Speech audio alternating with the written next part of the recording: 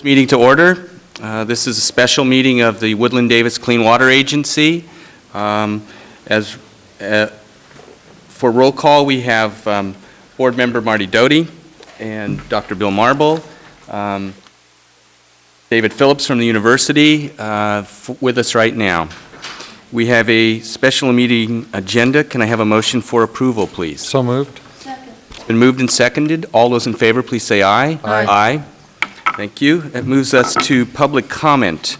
This is an opportunity for the public to address us on items that are not on our agenda. My preference would be if you are here to speak to an item that is on the agenda, please do so at that point. Is there anybody here to speak to an item that is not on our agenda? Seeing none, I'll move to item 4, which is update on Facilities Procurement Committee. And I'd also at this time like to welcome with us, we have our new general manager, Mr. Dennis Deemer. Welcome, Dennis, and I'm glad to have you on board with us here today. Thank you, Chairman Susan, board members. You will be covering this item, sir? Well, I'll introduce this item. This is a item that was... Is your microphone pressed up? I think button up, is it? There it is. Can you hear me now? Yes, thank you. This item was carried over from the September 29th board meeting. The subject is the consideration of issuance of an RFP, and we have a staff presentation on this item, Mr. Jerry Gilbert.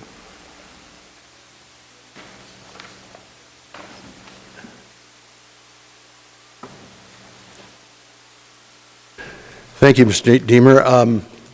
Would you like, Mr. Chairman, to just continue from where we left off, or do you want to go back over any of the territory? I've been updated on what transpired, so I'm okay without re-reviewing. Are you good too? Yes. Take it from where you were, sir. Well, then I think we were in the question period, and we had finished our presentation, and Jim Yost and I'd be glad to respond to any questions you might have.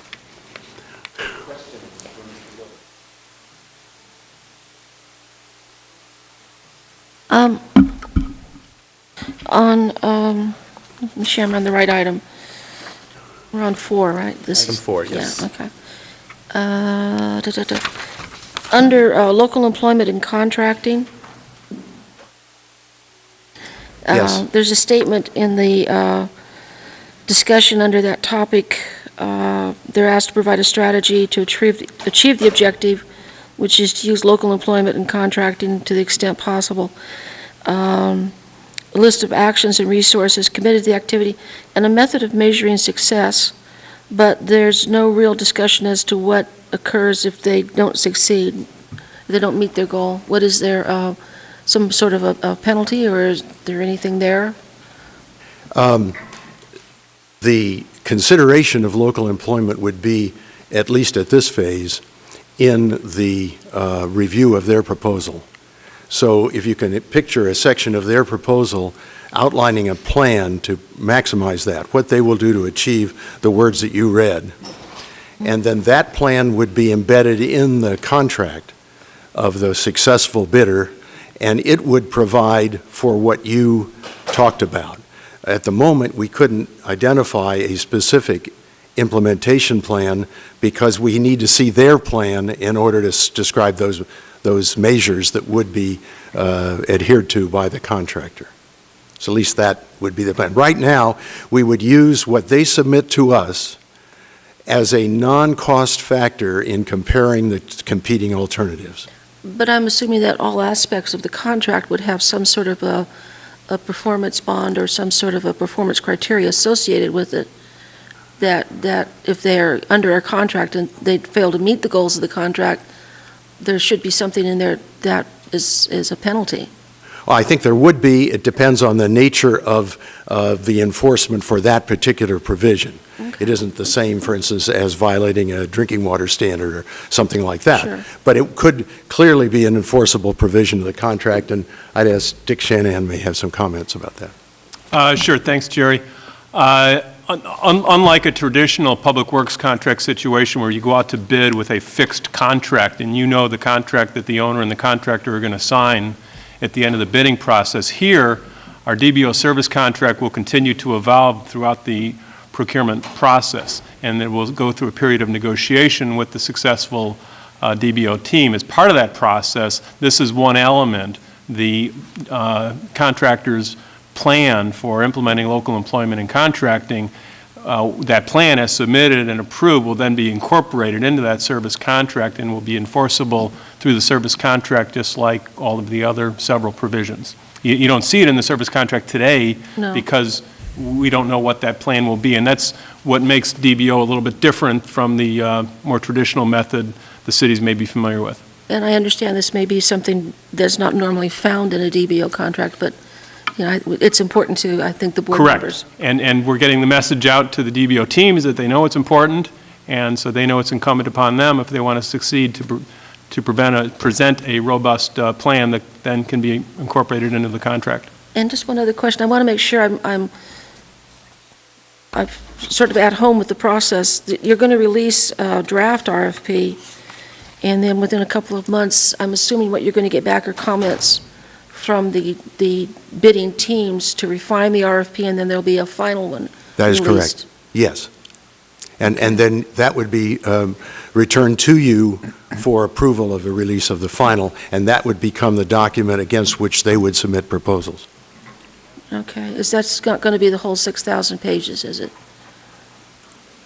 I didn't hear. That's not going to be the whole 6,000 pages, is it? I may have to quit my book club if that's what comes in. The critical document are really two. They're the RFP, which is much shorter than that, and the service agreement. Now, there are all kinds of appendices that have detailed specifications that have been generated by the technical team, but basically, it's the RFP. And keep in mind as we move along that when we get comments on the draft, we will make changes and we will incorporate changes that you feel are necessary as well. The public has an opportunity to comment so that their changes can be considered by you when you review the next draft. And so even then, when you select the best proposal, you'll be in a negotiation phase, as Dick said, so that you can make the changes you think are necessary to enforce the provisions of the agreement. Okay, that's it. Thank you. Okay. Yeah, are the percentage allocations to cost and to non-cost items, are those fixed by our action today, or are those subject to some massaging during this draft RFP process? The present plan is that they would be fixed when you make your next approval, which would be 2 months roughly, speaking from now. Today, they are a draft, and comments on that would be received from the people that I mentioned. Okay. And if I could just add, if the board has issues and interest in that subject matter, we'd appreciate hearing that, the sooner, sooner than later. So if that is an issue of interest to the board, direction to staff would be appropriate at this meeting. I have a further comment, discussion. but when you're ready for comments, I'll make it. I think you're trying to do questions right now. Joe, you have questions? You're good? A couple questions I have. First, the actual dissemination of the draft. What is the process about how we're going to do that?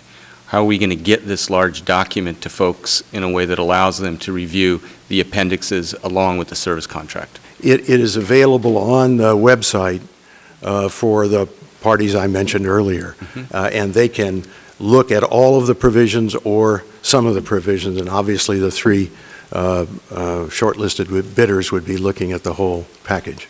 And the public can also And go the to the public website. too, as well. That's And right. are we going to have a hard copy anywhere? Because I know some folks don't like to look at electronic Right. copies, particularly if you The wanted to answer- read all 1,200 pages.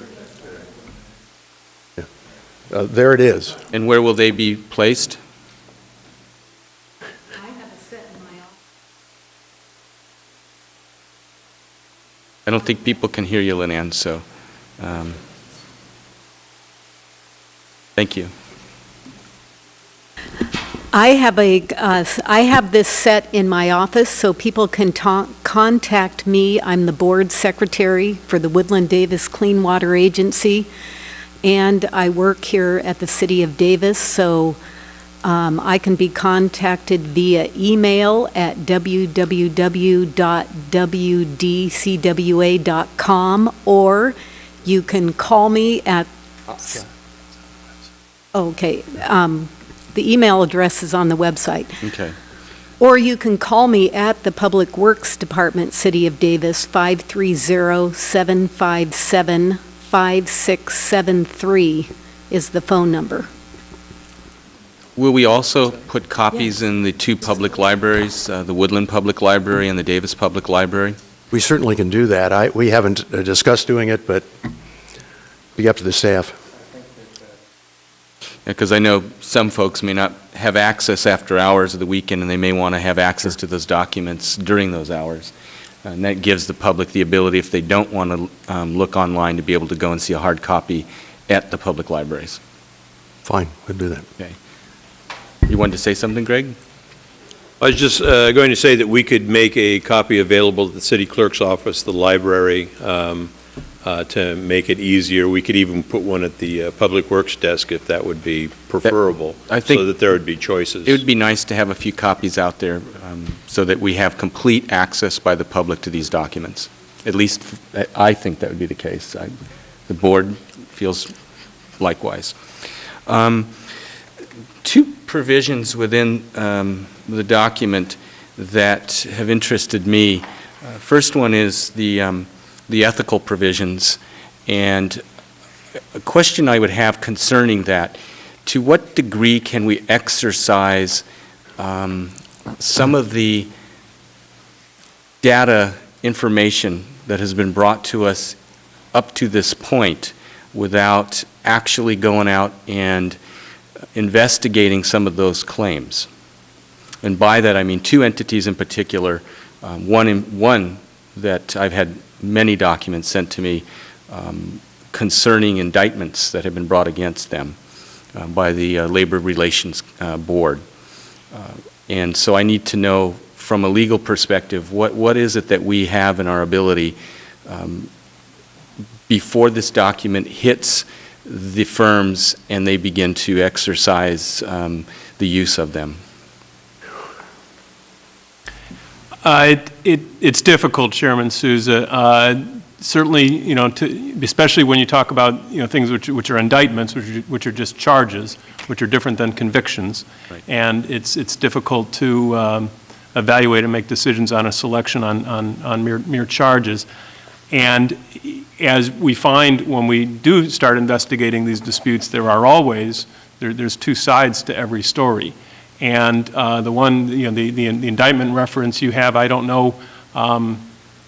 We've looked into it a little bit, and we likewise, staff has received the same, same documents probably you've seen, and we are looking into that. But again, it's just an investigation that's pending, so it's difficult for us to investigate and evaluate on our own. Certainly, if an indictment turns into a conviction or some kind of settlement in lieu of a conviction where there's wrongdoing acknowledged, that will be a significant factor in our selection process.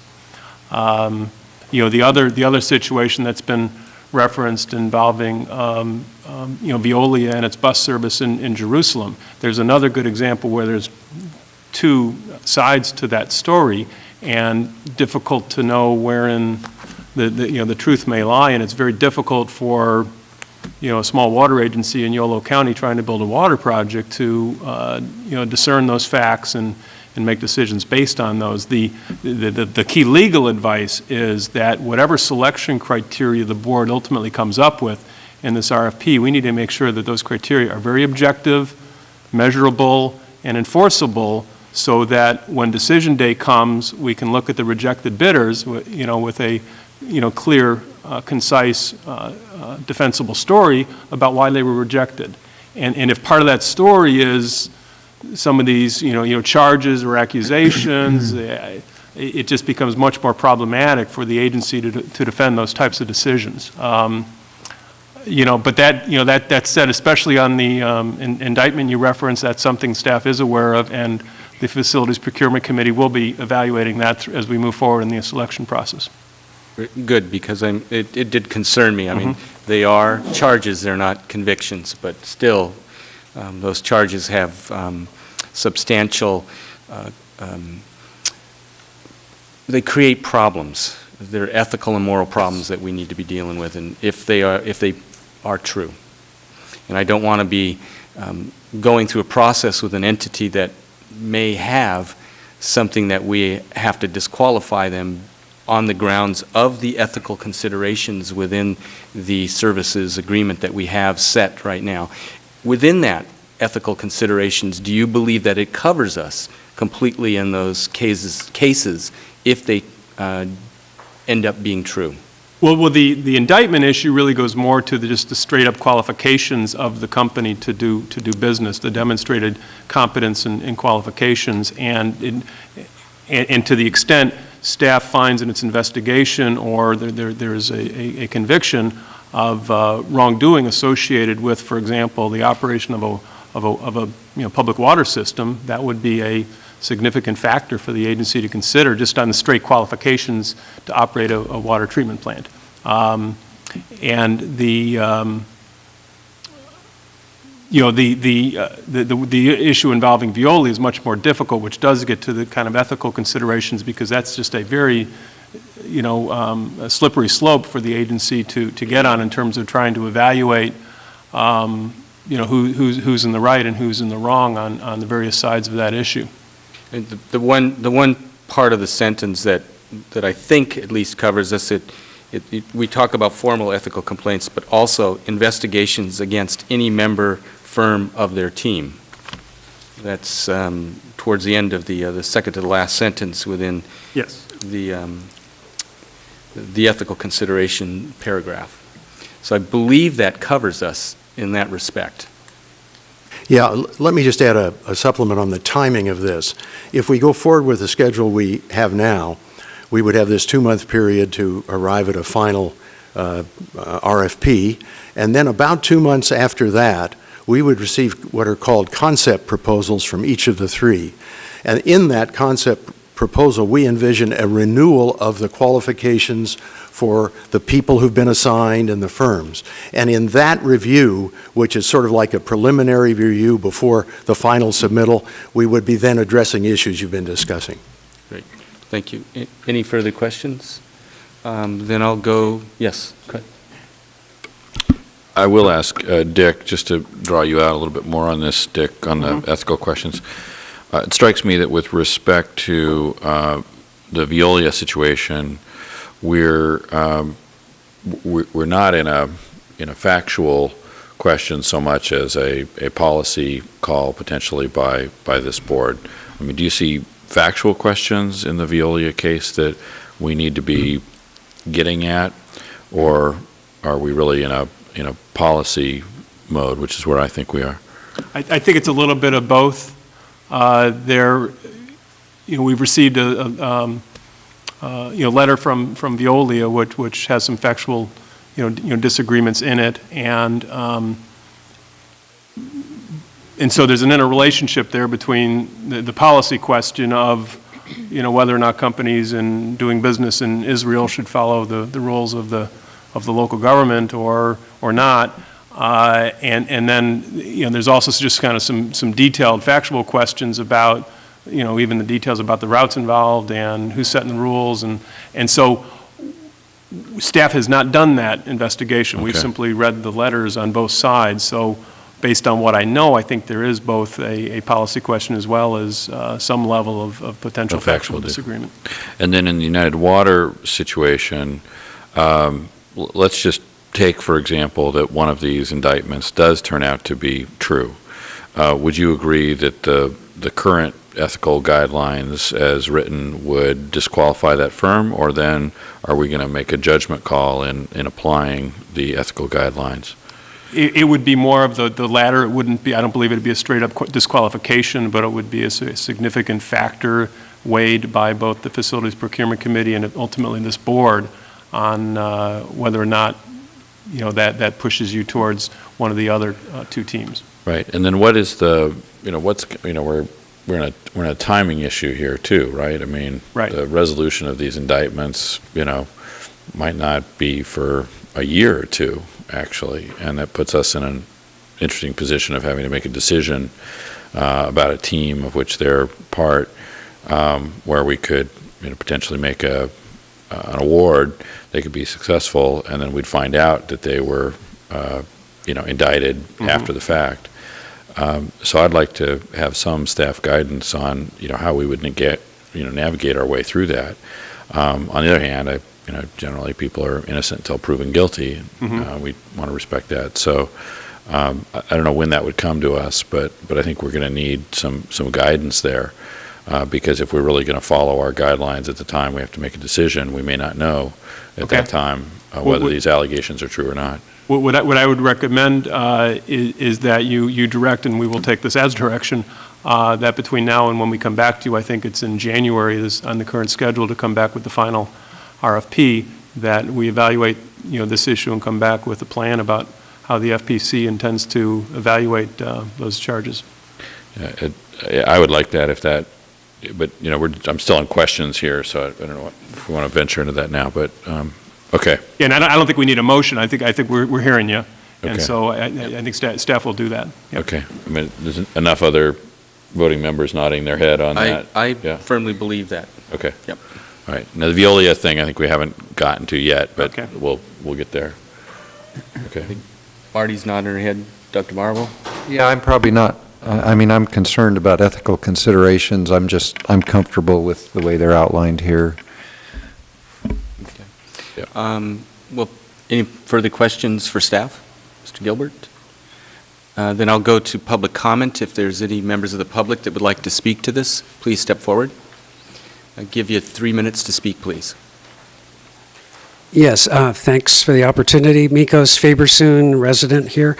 And I'm speaking specifically about the ethical criteria that have been proposed. And before you have a copy of kind of an alternative proposal that we've prepared that we think is much more substantive and really addresses both the criteria themselves as well as mechanisms for evaluating a company based on these criteria. If you look at what the consultant has proposed for ethical criteria, it's basically provide a copy of your corporate code of ethics, submit a signed statement that you're substantially in compliance with those, kind of self-certification, and then be prepared to discuss other issues that have been raised. And I think it said something like in formal charges. I don't have the language in front of me. But what my concern is, I believe that's very inadequate. I think you might as well just not have ethical criteria if you're just going to ask a company to give a code of ethics and then a statement that they've complied with it. I can't think of a company that would say, well, no, gee, we didn't follow it, or we only followed it a little bit. I mean, it's kind of absurd, really, to expect anything else than that. So I think there needs to be something more thought out. And so what I've proposed here, and I'll give you a little background. In the time I have left, I'll just say that I worked as an engineer with the Department of Toxic Substances Control, and I was working on the green and sustainability teams as well as a climate change team. And there was a lot of discussion about what sustainability means, and it's beyond simply keeping things going as they are, but looking at environmental protection. Certainly, we're all aware of what the carbon concern is, but it also talks about economy, employment, equality and equity. And there's a lot of work that's been done in the UN. There's been world conferences about this. I've summarized some of that in the background letter that I've provided you. And so based on that, there's kind of 3 different areas of what I consider sustainable activity. And I think it's important for this board as part of the ethical consideration to look at those. And it's the notion of the triple bottom line. You may have heard, really looking at not just profitability, but how well are they stewards of the environment and the ecological system? How well do they stimulate economy and employment for individuals, as well as conduct themselves equally, equitably? So anyway, what I proposed here are a set of, a code of ethics, and really then ways of assessing the adequacy of the code, providing something there, as well as a means of comparison between companies, and as well as a method of compliance. So my time is over, so I don't have the opportunity to give you more detail about that, but I'm happy to answer questions. So. Yes.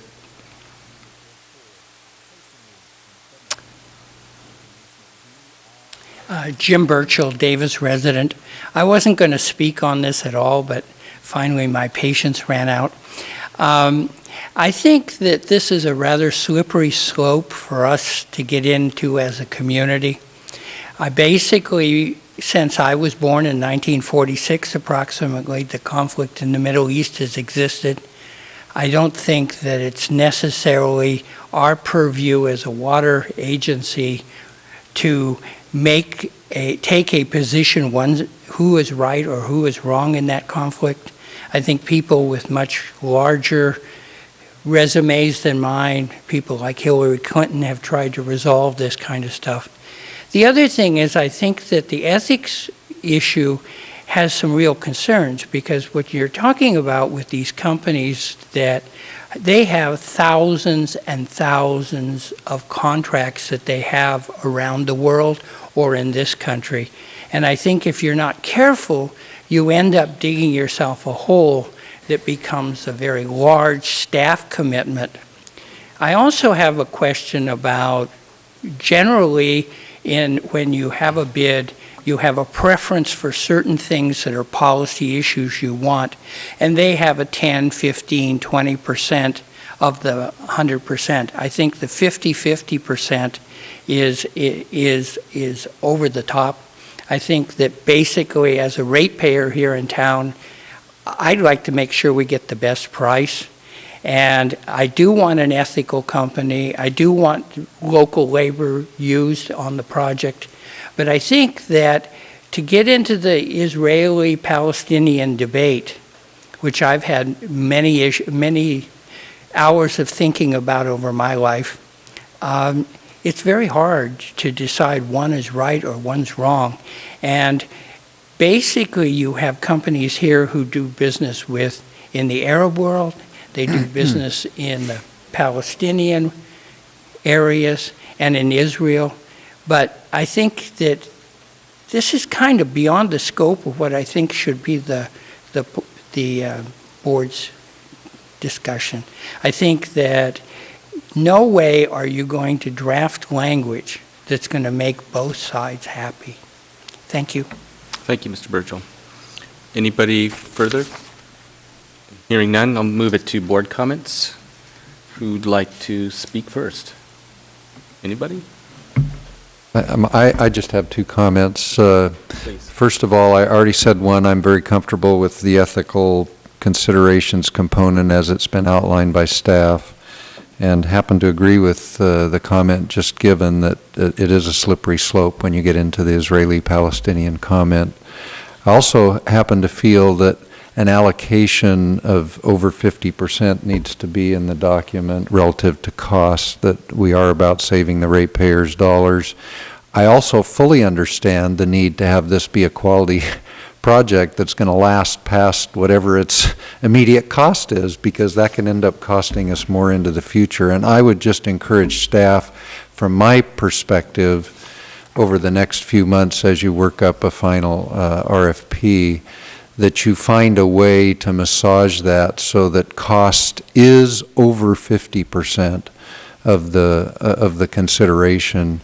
And I don't know what that would be, whether it would be 55% or 58% or 60%. I don't know. I would just encourage you to look at how that language, and you do have cost components actually in the other parts, and I understand that, and maybe you can figure out a way to make it appear more clear to the public that, and because the public is concerned about us keeping the cost as low as possible, and I would just encourage you to find a way to massage that area so that cost is definitely shown as a greater than 50% allocation.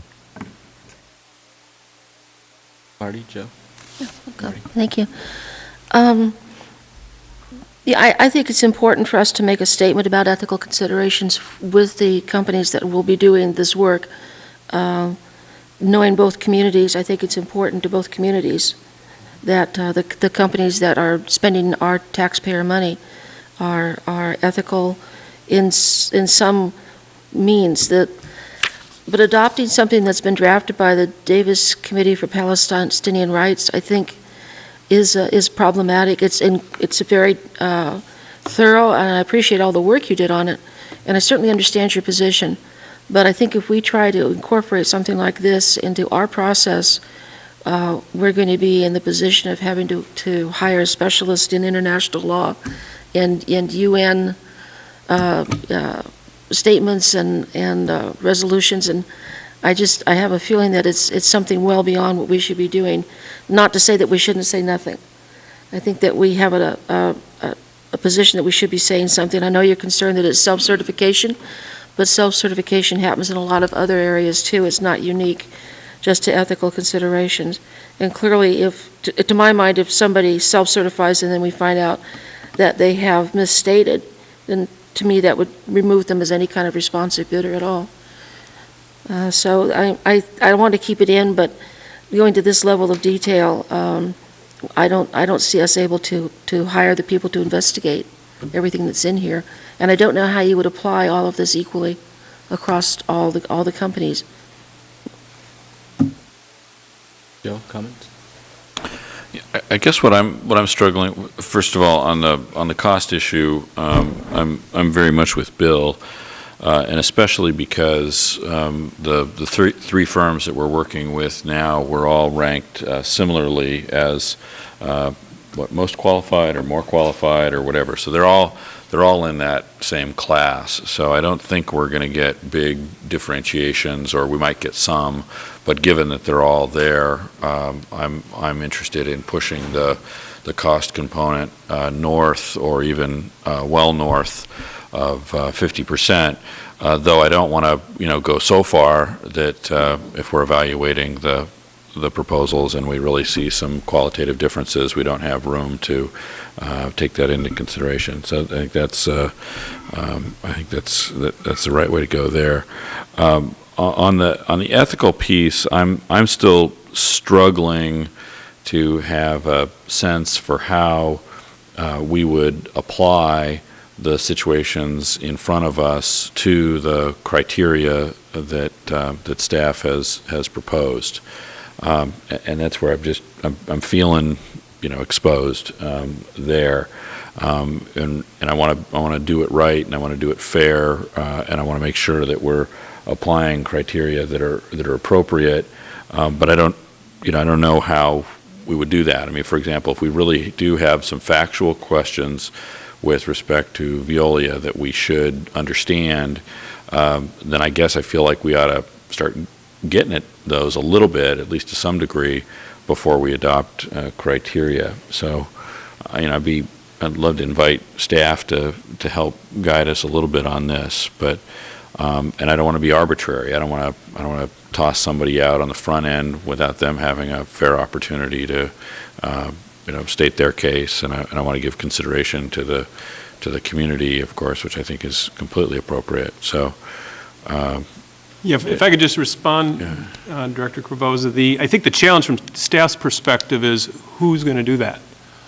You're looking at your staff. You've got contract general counsel, contract general manager, WSCO staff, other consultants, and I for one would not feel qualified to undertake that type of investigation, and I think we need to evaluate who best does that. I don't think Wes Yost is going to do that. I'm not sure Mr. Deemer is going to do that, but Dennis, you can speak for yourself.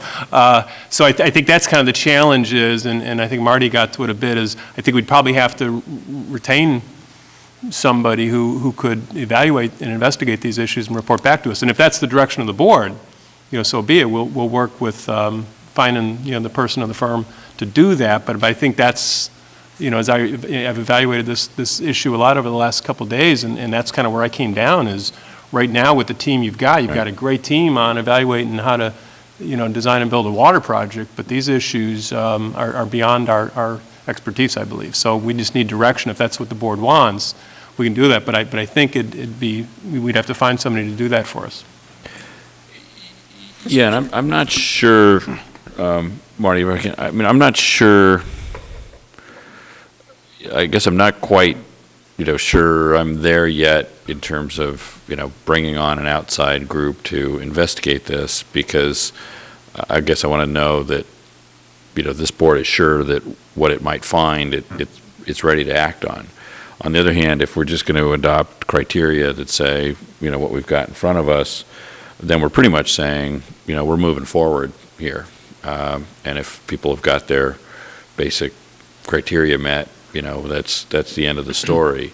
And if indictments come down, I'm concerned, and I think I'm concerned too if some of the factual questions in the Veolia case, came out differently than Veolia is stating. Right. Well, yeah, and just to be specific, my comments really were driving at the Veolia matter as to the indictments. That is something staff feels more comfortable yeah. looking into, and as I mentioned earlier, we will look into that further between now and January and come back to you with sort of a roadmap of how we intend to evaluate and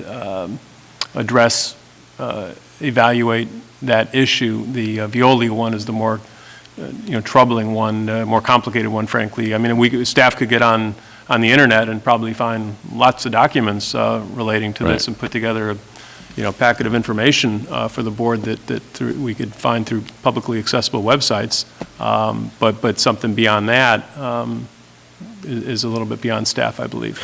Right. I mean, for example, if we go down the road on Veolia, it almost seems to me like we're venturing into what some people would term a quasi-judicial, hearing. I mean, you're really getting into determining facts and, such, and then you've got to apply whatever policy it is to the facts that you get. It seems like it's an enormous undertaking. I mean, it's not a $20,000 side consultant. I mean, I guess it could be a $20,000 side consultant who comes in and has looked into some of these issues before, but it seems to me that might just open up more of a question, maybe a question we want to have. So, all right, I'm just thinking out loud here, probably making everybody nervous. But you're showing us the slippery slope. Yeah. Well, it's good to show us that, too.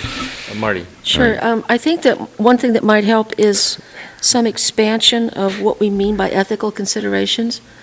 And for me, one of them is ecological stewardship and some statement of how the company embraces that and how they in fact do that, and also the questions of social justice, so that we have some explanation of what ethical means. Ethical doesn't mean that you pay your taxes on time, right? It means something else for us. And I'll pick up on that because to me I think it is a little bit more than just the submission of the copy of your business ethics policy. I think we have to have a little bit more than that. I think that's what we're struggling with, is how much more do we need beyond that, and how enforceable and how can we investigate any ethical complaints. Now, from the perspective of complaints within the courts, that's far different. That's something we have substantial data. You can go to the case and pull up the actual docket of the case. That's much different. And I hear you from the perspective of, do we need someone versed in international law in order to determine this, and are we going to have a hearing that is above and beyond what we should be doing in determining policy on behalf of the residents of this community? That I think I struggle with too. So I'm happy with the beginning of the paragraph that deals with ethical considerations. I also concur with Marty that there needs a little bit of expansion, and that's what this whole public process in having a draft before us. We can expand some of this a little further before it comes back to us as a body for adoption. And so that's to the ethical consideration. I also concur that we need to have a larger component based upon the cost within this determination, and I would go to at least 60%. I don't know how much further I would go past it, and I think I don't know what was reasonable, what we see generally out there. I'd like to know what it is. At least I would hope it's not a 50-50 split. I would hope that we would have more consideration within the cost framework, but Mr. Gilbert? Yes. First, we're going to have a meeting of the FPC day after tomorrow, and this will be a front center topic. Based on the comments from the previous meeting as well as the ones you just made. The practice I'm familiar with is sort of a 60-40 rather than 50-50. We had a detailed discussion to arrive at this first draft of 50-50. It's really more the signal that's sent to the three bidders as to what are the important issues you want to consider. If we adopt 60-40 or 70-30, there's still that 30% that could be a deciding factor, and it includes all the non-cost factors, including the ones you've been talking about. Mm-hmm. So we will have an opportunity to see what the quality of their submittal is, to evaluate these things, and whether or not the board wants to use them as a criteria for selection. So we got the message about the 50-50, and we'll Great. Come back to something. And then the last one I would like to know, I gather that the anticipated schedule will be pushed forward by at least 10 days, since we are on this schedule 10 days off, particularly when it comes to the draft document and adoption of the draft document. So those timelines would move? The answer is yes. Some time frame? Yes, we'll have to adjust the dates to fit the right weekly schedule, but yes. Great, thank you. Any further comments or questions? Is there a motion? I'll move the item. I'll second. It's been moved and seconded. Any further discussion? Hearing none, all in favor, please say aye. Aye. Aye. That passes unanimously. Thank you very much. That will move us to... Stephen, I'd like to ask, though, for staff to reiterate both with regard to the United Water situation and with regard to the maybe kind of a little bit further elaboration on the ethical criteria, what staff plans to do. I just want to make sure that that's well understood. Can we? So you want to know how far they heard us? Yeah, I'd like to hear it come back to us and make sure we've got it, pinned down. I think I'm clear on United Water, but on the criteria that might relate to the Veolia situation, I'd like to both the public and I'd like to make sure I'm perfectly clear on. From an ecological and ethical standpoint, or just purely ethical? Well, actually, I want to know this is why I'm asking. I want to know what staff is planning on doing. I'm interested more in the ecological. I think we're more in control, but anyhow, I'm not going to go there. But staff, Stephen, if that's okay with you, That's fine. I'd like to Yes, make please. sure this is clear.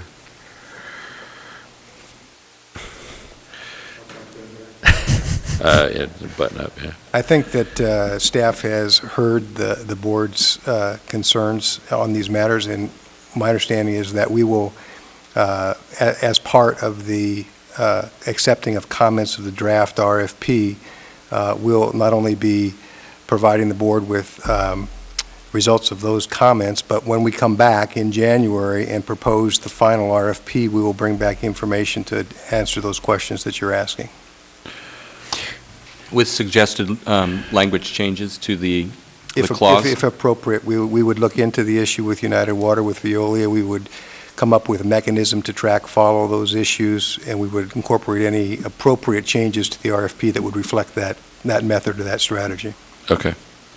Yeah, I think it still feels vague, and I'm sure it may be to others, but I respect that it's hard to go much further at this point in time. I do think with United Water, the primary question is what happens under whatever policy we may ultimately adopt if there are convictions in the cases where there's only indictments now. Right. And specifically, if we get convictions a year from now, what is that really going to do to us? At that point in time, is it water under the bridge, or, are there going to be some consequences to that? I think we need to know that. I'm also very, very interested to know whether or not there are any past convictions in the United Water case that have ripened. we're hearing the publicity about the indictments now, but is there other stuff that's already been closed out? Quite frankly, whoever's sending us these anonymous emails telling us everything we could possibly want to know about United Water probably would have sent us something about convictions if there were convictions at this point, but I'd still like staff to do some due diligence on our part in that respect. And then I think on the Veolia, I think we're asking for how we might tighten this up some without falling into a complete slippery slope and a quasi-judicial hearing on, what's going on in the Middle East and the specific factual matters related to the bus service in Jerusalem. So, is that okay? All right, thanks. Thanks, Stephen, for letting me. Bill, you. I may be agreeing there. I'm not totally sure. Attorneys always speak in language that I'm not totally sure, but I am. We do that on purpose. I mean, I am all about ethics, but I'm also concerned that we can get sidetracked into arenas that really, I don't know what you go through in Davis, but I can tell you that in our discussions in Woodland on all the projects we're doing, we never enter into this lengthy of a discussion. And in my opinion, and I've studied the three firms that are shortlisted, they are all three high-quality firms, known worldwide. And I've talked to a number of people about all those firms. So I get a little concerned that we could wade into areas that we end up being a mini UN and going into arenas that are just really going to sidetrack us from what we really need to be about. And I'm also a little concerned if there are major ethical concerns, a firm has a right to know if they're just not going to be in the game because this body is going to be a judicial body on things that I don't feel prepared really to judge. So those are my concerns, and I would just throw that into the mix that yes, I'm concerned about ethics because we want to be dealing with people who are honest and upright and ethical, but I also don't want it to I mean, we've taken an hour and we've taken 45 minutes on it here, and I don't want us to be so about that we lose track of what we're really about in this project, which is to give our ratepayers the lowest cost project that we can give with a quality firm. Well, then that could kind of move us into the next item. Okay. And item 5 is a discussion about a potential fourth firm. And that is Balfour Beatty Infrastructure Inc. request to be part of the DBO procurement team, or fourth team that would receive the proposal. Yes, Director Souza, this item was also extensively discussed by the board on September 29th, and the item was held over for further discussion and decision by the board. Jim Yost is here to pick up where we left off and answer any additional questions the board may have.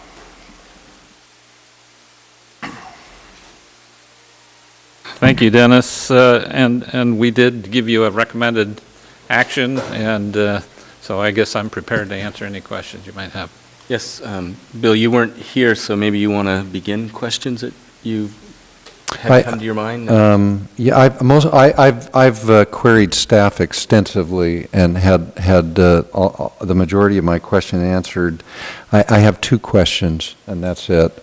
And then I have a host of comments to make. But my one question is, have you received in written form or oral form, has our agency received any written or oral notification of the three shortlisted firms of their opinion about the addition of a fourth firm? I have, in fact, received some word back from folks in regard to this issue, and I guess I'd probably phrase it that serious concern was probably the terms that were used. They had very serious concern about adding a fourth firm to the short list, and that was followed up with if the agency is going to change the rules on this issue, what will happen in the future. Will they change the rules on some of the other issues? And therefore, what assurance do we have that the risk that we're facing by investing these large sums of money aren't at higher risk than they were previously? And if I could just add to that, your special counsel, Eric Peterson, he's not here right now, but Mr. Peterson likewise has received phone calls on that issue, expressing concern and urging through Mr. Peterson, the board, not to add a fourth firm, and that it could cause some of the firms to reconsider. Okay. And then my last question relates to Mr. Saylor, who's not here with us, and to UC Davis, who are here with us, and that maybe at the appropriate time that can come. But my question is, have we received input from our two non-voting members as to their recommendations regarding this item? I have, in fact, talked with board member Saylor and gotten his feedback. I have not talked to Has it been expressed publicly? That's my question. No, I don't believe so. we didn't weigh in last time. I did speak with Sid England pretty extensively about the subject, and I think we're both of the opinion that that we should stick with the process. You know, I think neither of us have been involved in reviewing the specific proposals or qualifications of the firm, but we recognize the fact that it sets a bad precedent, I think, for this board to set a process and then change the decision after the fact. And just personally, having been involved in reviewing proposals from design bid firms, I know it's a significant effort, and so it's not. I think we have 3 very qualified firms, and I don't think you're going to get better with more. So I think that's the consensus that Sid England and I have on the subject. And I don't know how much you can express since Don's not here. I would be very uncomfortable. Okay. I also, Bill, spoke to Don to get his feelings on the issue, so I know where he's at. And I won't speak for him. I'll just know where he's at. Okay. That's all the questions I have. I have had an opportunity to review everything that went on from the last meeting, as well as the Balfour Beatty presentation, and just apologize that you've had to come back again to address it. Marty, Joe, you have any questions or comments? If you want to just bleed into comments afterward, your questions, if you have them, please do. Well, I was going to ask, maybe it's a question for you, Stephen, just whether or not we were going to invite Balfour Beatty to talk again, if they have anything to add different than our meeting on the 29th, or if this presentation we have, it looks like this presentation we have here in front of us is the same as last time. Yes. Is that right? And I am going to ask anybody from the public that would like to speak to us after we deliberate from a question perspective first. Okay, good. So any further questions? And before we go into comments, I'd ask anybody from the public, in particular Balfour Beatty representative, to please come forward, and I'll give you 3 minutes to say anything further beyond what you already presented to us last time. You bet. Good afternoon, board members. We did the presentation, and sorry you missed it last week, Dr. Marble. We did add 2 slides from that package you have today in front of you, and really it's slide 12 and 13 towards the back, and it addresses from the commentary last time. There were some questions about Southwest Water, so we showed what kind of savings the ratepayers have realized with Southwest Water on one of the graphs. The second one, which was that slide 13, was just, hey, what's in the best interest of the agency? If ratepayers is our ultimate goal here, we just feel the same way. We can provide some additional competition, and feel we can drive the cost of this project down. So I won't go to too much more on that, but also I did bring with me Dave Argo from Black and Veatch and William Schwartz from Southwest Water. If there's any questions regarding our 2 other team members on this job, they're here in the audience. Because there were some questions asked from those guys last time as well that I tried to field, which I don't know if I did a good job. Do board members have any questions at this time? If not, I'll finish public comment. And if you have them, please, we'll invite you back. Thank you. Yes, please, Mr. Burchill, come forward. This is kind of strange for me. Since this new chambers were built, this is maybe the second time I've ever come up to the dais. I think that to change the process from where you began when you put out your RFQ and to say where you said that you were going to have 3 finalists is the best way. Across this country, generally this kind of project has 3 finalists that go into the round. In fact, in the last 10 years in the United States, there maybe hasn't been a DBO where you had more than 3. But I think it's blatantly and patently unfair to basically change the rules in mid-game after people have already expended significant resources. And I think you have the mechanism in place if you end up with one person, one company, or one team dropping out, which is the normal procedure in that case, is that the person who is 4th is offered the opportunity to join that. I also think that we're talking about spending more and more money on things that are not core to the project. And I think the fact that staff costs are going to go up $150,000 to $250,000 to review a 4th one. You had 5 applicants when you went nationally for this. I think that each applicant is going to spend in the area of $1 to $3 million. I think it's blatantly unfair to add somebody at this late in the game. Thank you. Yes, Mr. Pryor. Yeah, Alan Pryor, private citizen. I think we have to keep in mind that when we're talking about fairness here, our issues of fairness are fairness to the ratepayers. These are all multi-billion-dollar companies. They can easily afford an extra $1 million to go through the process. The extra $200,000 plus or minus that we would spend on this is quite honestly chump change compared to the cost of the project. We may very well see savings of $5 to $10 million or more by including this other firm. They certainly have a reputation for aggressive bidding, and what I've seen, they're well represented in the area. I don't know the specific criteria by which they were evaluated, but it all appeared to be fairly close, and they were just a nudge below the others. If we're talking about spending $200,000 more to potentially save $5 million to $10 million more, I think we owe it to the ratepayers to include that. Quite honestly, I'm not concerned that one of these companies will drop out. You know, if they feel slighted and choose to do so, they probably wouldn't have been a low bidder anyhow. Thank you. Anybody further from any of the other firms, public, want to speak? Seeing none, I'll move to deliberations here. Who'd like to speak first?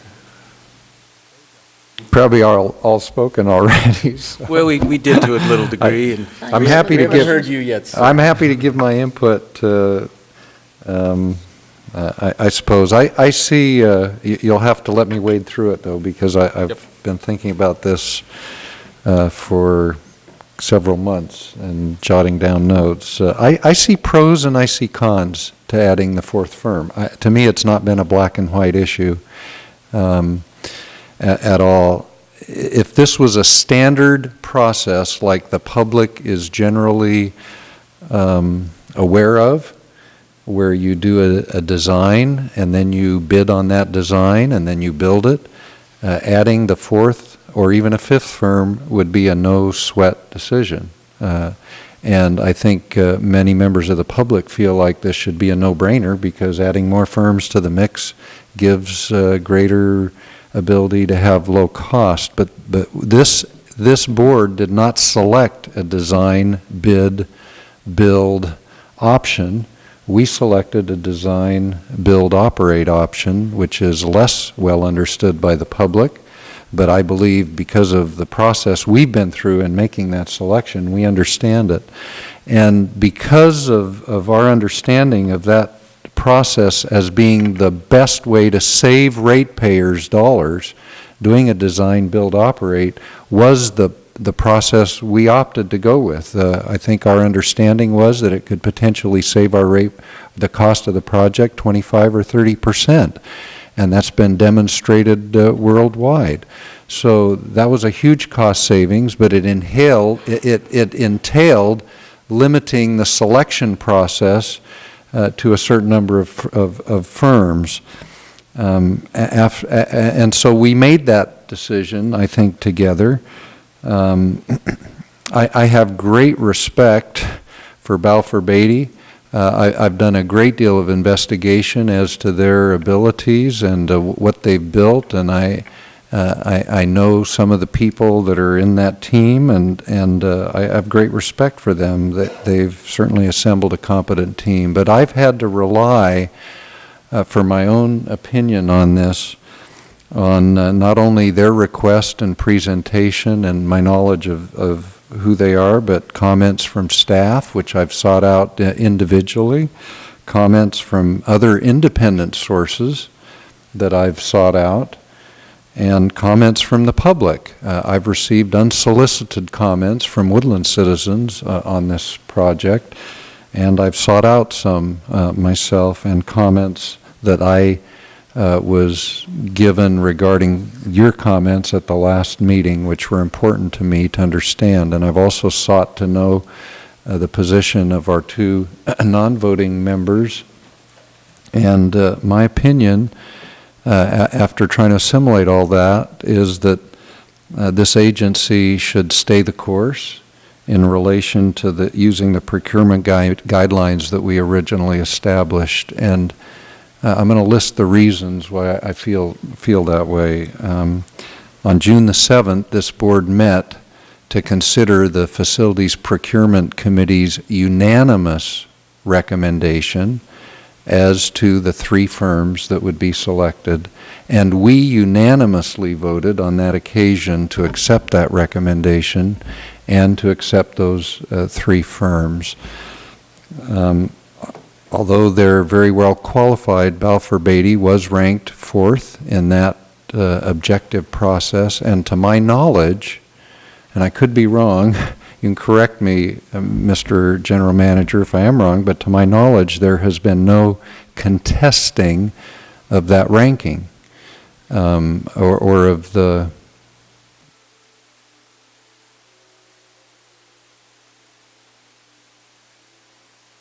We have had a debrief with the team that was ranked number 5, and they accepted our debrief and the findings of that debrief. We have not had a similar situation with Balfour Beatty. I offered to do a debrief, and they said they would actually prefer to have us consider putting them on as a fourth team. Well, anyway, to my knowledge, there had not been a direct challenge as to the ranking that was given by our Facilities Procurement Committee, which was a unanimous ranking, and I realize there's subjectiveness to all rankings.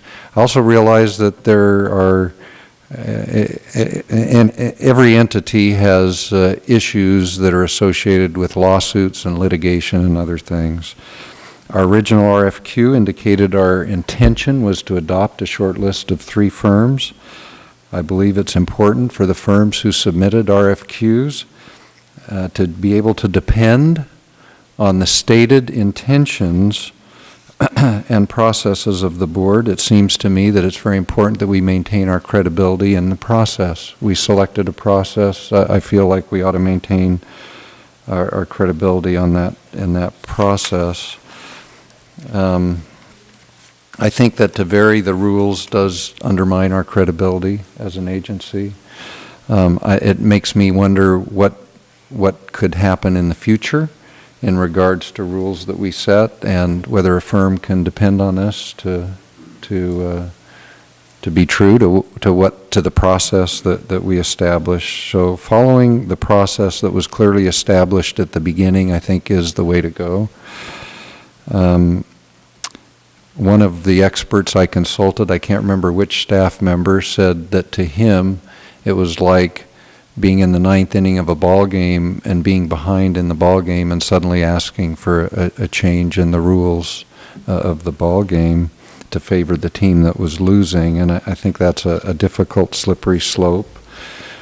The experts that I've consulted, and I have consulted with a number of experts, at least the best I could find, all have indicated without exception that 3 firms is the usual and customary DBO process. That they, at least the ones I consulted with, were not familiar with any DBO process in which more than 3 firms had been participants.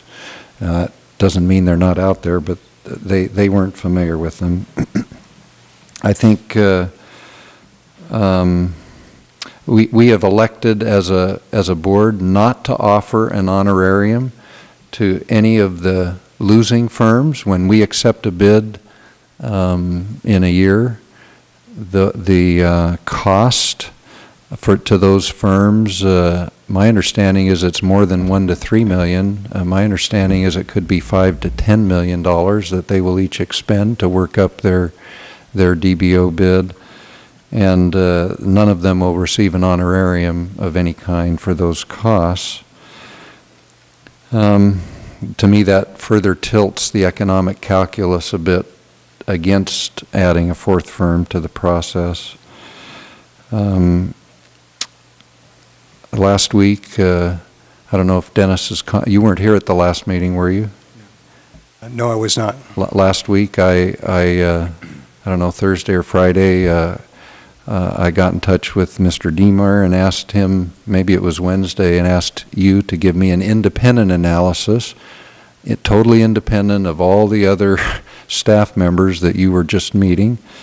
And I don't want to speak for you, but I'll give what I felt was and you can correct me if I'm wrong, but Mr. Deemer indicated that it was his recommendation that we not alter the process, that we limit the process to the originally selected three firms. I do feel that if one of the 3 firms drops out, that Balfour Beatty will be a great addition to the mix at that point in time. But I feel like we have an obligation to those 3 firms, and it seems to me that a decision to add a 4th firm at this point in time could unravel the rest of the selection process. So, and I don't feel it's right for us to take that step. So, anyway, that's the opinion that I've come to after my own deliberations. Thank you. Thank you. Joe or Marty, either one of you want to speak? Let Joe go. Joe? Yeah, just 2 points, and I mean, people heard what I had to say about this when we met on the 29th. I guess it was attributed to me, this dugout bullpen idea, and I'll trust everybody else that I said that. But I think that idea still holds, but the idea is that if we lose one, we've got somebody who can come in and stand in their shoes, hopefully, and participate. But I, on this, just go back to the time we spent earlier this year considering the DBO process and the understanding that we all gained that 3 bidders that believe they have a very strong, at least a 1/3 chance of getting it, leads to a highly competitive situation. So I do understand that to many it might feel counterintuitive to not add bidders will give you more competition, but I do believe in the structure of DBO that keeping it to a small group that's highly qualified, that believes they have a high chance of success, is what's going to drive down costs the most. And I think that the DBO track record across the country that was presented to us back in January, thereabouts, showed that, and showed these deep cost savings that can come when firms really, really take your process seriously. And so I want to preserve that structure, and that's where I that's where I come down on this. So I appreciate and respect everybody else's thoughts on this, but that is where I am. Marty? Well, I guess I have a couple of questions. The first one, well, the first one is, you had 5 responses. If you had only had, if one of the top 3 companies had not responded, would Balfour Beatty have been in the top 3?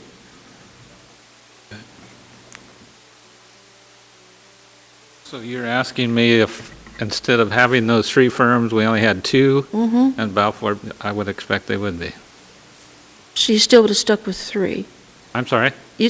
You would have stuck with the 3 number, you wouldn't have gone with 2? Yeah, I've heard people speak about, in the industry, 3 firms is always what's used. Well, there's a lot of logic to that, and the logic is, if you have a 1 in 3 chance, are you willing to spend several $1 million for a chance to try and win the project? If you have a 1 in 4 chance, are you? And the industry-wide reaction has been, we are not willing to spend that kind of money if we have a 1 in 4 chance. That's why they've all been limited to 3. Very simple. But you're see, this is the thing I'm running into. You're making a response to the RFP based on your confidence that your company is the best one competing. Otherwise, why would you spend the money? It can't be because of a roulette wheel. If I was 1 in 10, I certainly wouldn't spend $4 or $5 million competing for the project. So you There's no way. You wouldn't think still that you were the best competitor? No, I mean, you can't expect these folks, they are spending their own money. We aren't paying them a thing. No, So I get that part. they're gonna do a complete design on this project to the extent that they can give us a base firm fixed price. They are gonna be stuck with that price, so they have to do a tremendous amount of work to nail their costs down so they can give us a price that they're willing to stick to. That costs several $1 million. Oh, yeah. Okay. If we had said in our RFQ document, we're going to select a top list of 4 instead of 3. If we had said, we don't want to go with the magic number 3, we want to go with the magic number 4, would these guys still have applied? I don't know. What There's you're a saying chance is- that we wouldn't have had 1 or maybe all 3 of those firms. Because their risk factor increased so much because the pot Basically, they've got bigger? They've got their own resources. They have to expend those resources to make money, and they'll put it in the places where they have the best chance of having success. And if you increase their risk by adding a 4th firm, that reduces their interest in the project. And had we said we were going to shortlist a 4 to start with, we might have not even seen a couple of these teams. That is something I find astounding. There are only 5 or 6 of these teams in the United States that can do this kind of work. So, it's not like there's 25 different teams that could be put together. This is a very limited field. And it's because these folks are willing to put at risk substantial resources to try and win this project. And they're paying for all those costs. Right. What was the thing that moved Balfour Beatty into 4th? Well, I mentioned them last time. There were actually 3 things, and you realize that when I tell you this first thing, we were judging in comparison to each other. So their operating partner was judged to be less qualified than the operating partner that was in the other 3 firms. So that was one thing. They had lack of experience as a DBO team, so they've done a tremendous amount of design bid build work and water. They haven't done, as a team, water DBO projects. And members of the team have some limited experience, but as a team, they didn't have that experience. And one of the team members had a very questionable reference. It was a bad reference, actually. And so that Was it a design differentiated. Wasn't that the design? That was the design. It was a design design component. Okay, do I have any other questions? No, I guess not.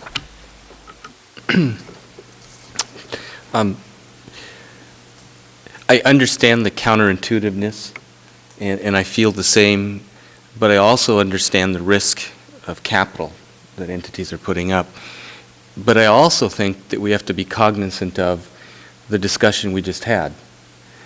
And so my concern is we do have a fourth firm in the bullpen, and it was a good motion. Board Member Cravoza, I think it was very good. The problem that I have is if they are not involved in the process all along, to what degree can we take them out of that bullpen and they'll be ready? And that's where the rub lies for me. And I don't know how to get over that, because I also think, at least I believe, that we are still going to see some significant amount. May not be large, but there'll be some degree of savings that still could be achieved by adding that fourth firm. But I don't want to, in this process, put at jeopardy losing one of the top three that we've judged to be in this game right now. And so I've struggled in the last 10 days to try and, how do I come to grips with this? And how, because we could be at a point here where we actually have one of the first votes that would be a split vote. And I don't want to push us to that point. I don't feel that it's, I don't think it would be good policy for us to do that. I don't think it would be good for the process trying to move it along. I also don't think that there is this magic number of 3. I just don't, it's hard for me to really buy that. Just because we haven't seen it before, at least in the United States, doesn't mean it hasn't existed some other place. It's just what we know, and it doesn't mean that it's so. It's just what we know right now. And we also, when it comes to our word, that's why we have lawyers. We have lawyers, and that's why we have 1,200 pages of documents that are extensive. That's what you're going to be held to, and that's what we're going to be held to. That's the bottom line.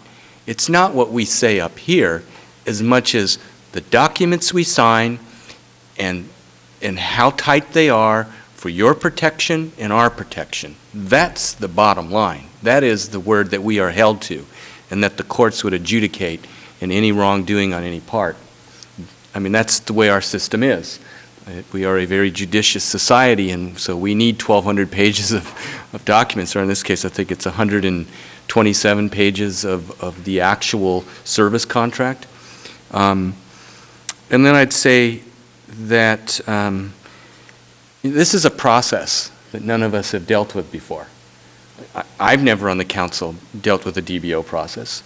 I don't know if you on the Woodland Council have ever dealt with a DBO process. We did a design build, but not DBO. So this is very unique to me. So we're venturing into new ground. And so I'm learning something in my tenure now, and you always do. That's the beauty of serving the public as a member on the council or anybody in the public. You constantly are learning something new because we are not immersed in this it's not our livelihood. In fact, far from our livelihood for all of us as council members. So I guess to what degree, it really comes down to this question for me on how I'm going to vote on this.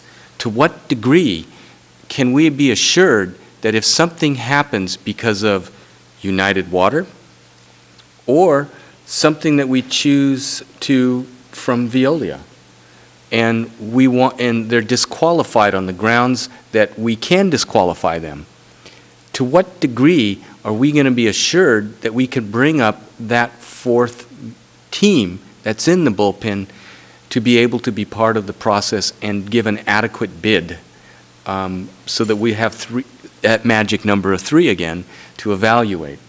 That's, for me, I need an answer to. Can somebody from staff help me with that? Chair Souza, if you could, the magic number 3 is really the concept that you're talking about is if you lose a member, you still have competition. If you had 2 and you lost a member, you wouldn't have that competition. These are some of the finest firms in the United States and in some respects in the world. And if we lose one of the 3 firms, we still have significant competition going on with the 2 remaining firms.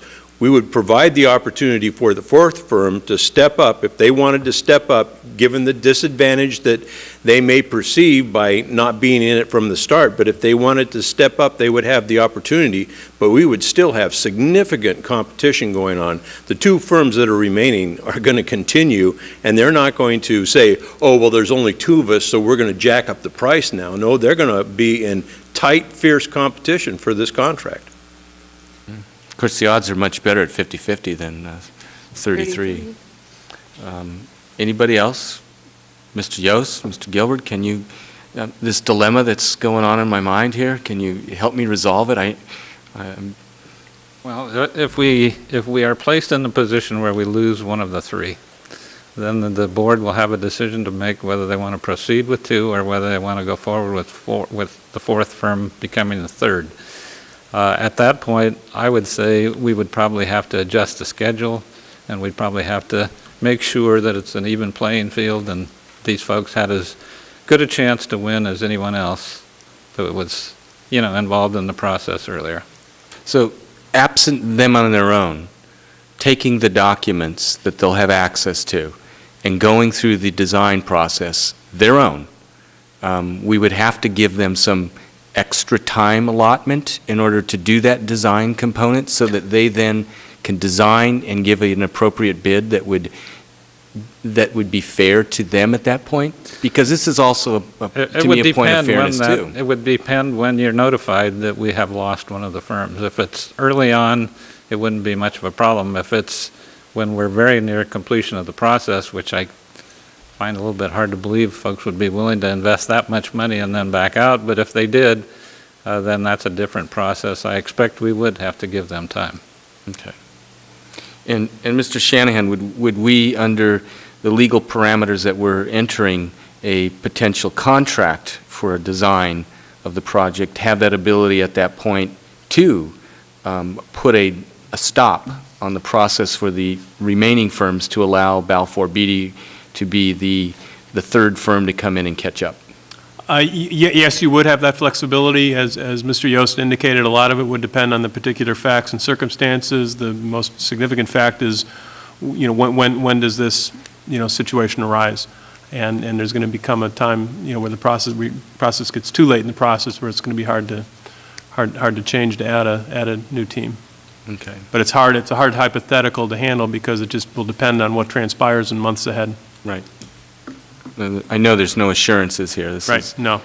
It's a new game, so starting to play it a little better, I think. But so any further comments, questions by the rest of the board? Yeah, I have one other comment. Yes, I think, I don't know where the vote will play out. I did have a conversation with Mr. Saylor, so I do know that the two non-voting members of this board feel strongly that keeping three firms is, from your comments now, and Mr. England, Sid England, indicated you said the same.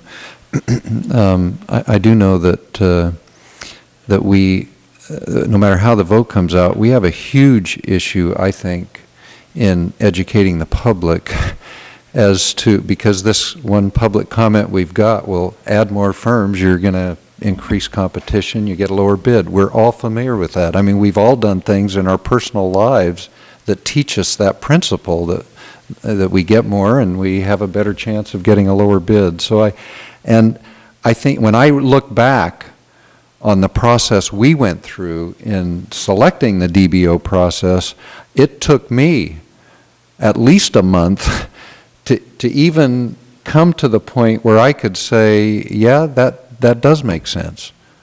So I think because I was still stuck on the design, Bid. Yeah, well, design and then bid and then build it, and because I was familiar with that all my life. So I think we have a huge issue as a board in helping to educate the public that the DBO process we've selected has been selected to ultimately save 25% over the cost of doing it the way we all know we would get. When I build a house, I'm going to get 10 bids on building that house, kind of a thing. So I think that education process is something we need to address, staff needs to address. We've got to do a better job at that, because public perception, we've already got issues with this project, that's no secret, and we clearly have to address that concept, as well as in the RFP, this allocation of 50% cost to 50% quality. That relates more to the public perception that we're in this to save money, and that's really, we've got to do a good job of having that principle clearly stated from this end. That's all I have to say.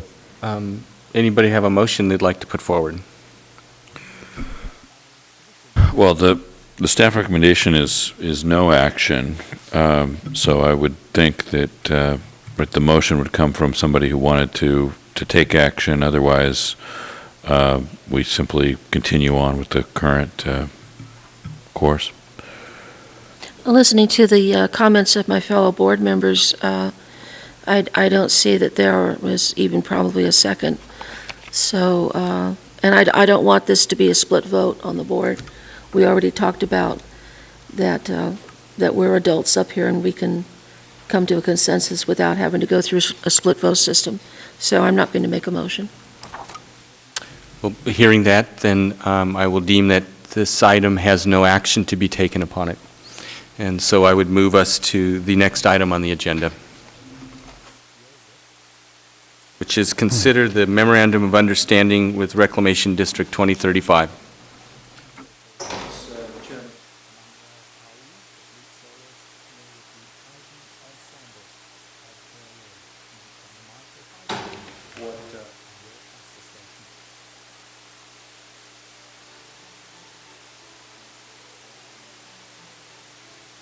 Microphone? Yeah, the mic is counterintuitive. Just like everything else in this room. Just be glad you're not where we are, because every time you lean forward, you turn it off on your... I was jumping ahead to the item regarding the clarification for Plan B. I apologize.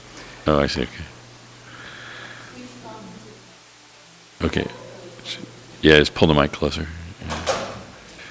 This item, board members, is the consideration of a memorandum of understanding with Reclamation District 2035 concerning advanced funding under the joint intake agreement. As explained in your memo that's in your packet, this allows or provides a mechanism whereby the agency would front money to Reclamation District 2035 until such time as the funding, the grant funding that they're slated to receive from the Bureau is received.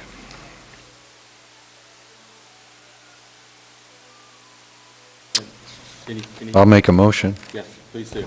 I move that we approve the MOU that's before us. Second the motion? No, I'll second it, but I have a question Okay, before we vote on motion's it. been made and seconded. Discussion. I see that the agency's been informed that the grant funding's been authorized, payment is awaiting final administrative processing. That always makes me nervous. Do we know what's the holdup? Checks in the mail? Yeah, that makes me very nervous, especially from the federal government. It's exactly that, Director Dote. It's been approved, but it's going through the formal process to release the funds. Okay.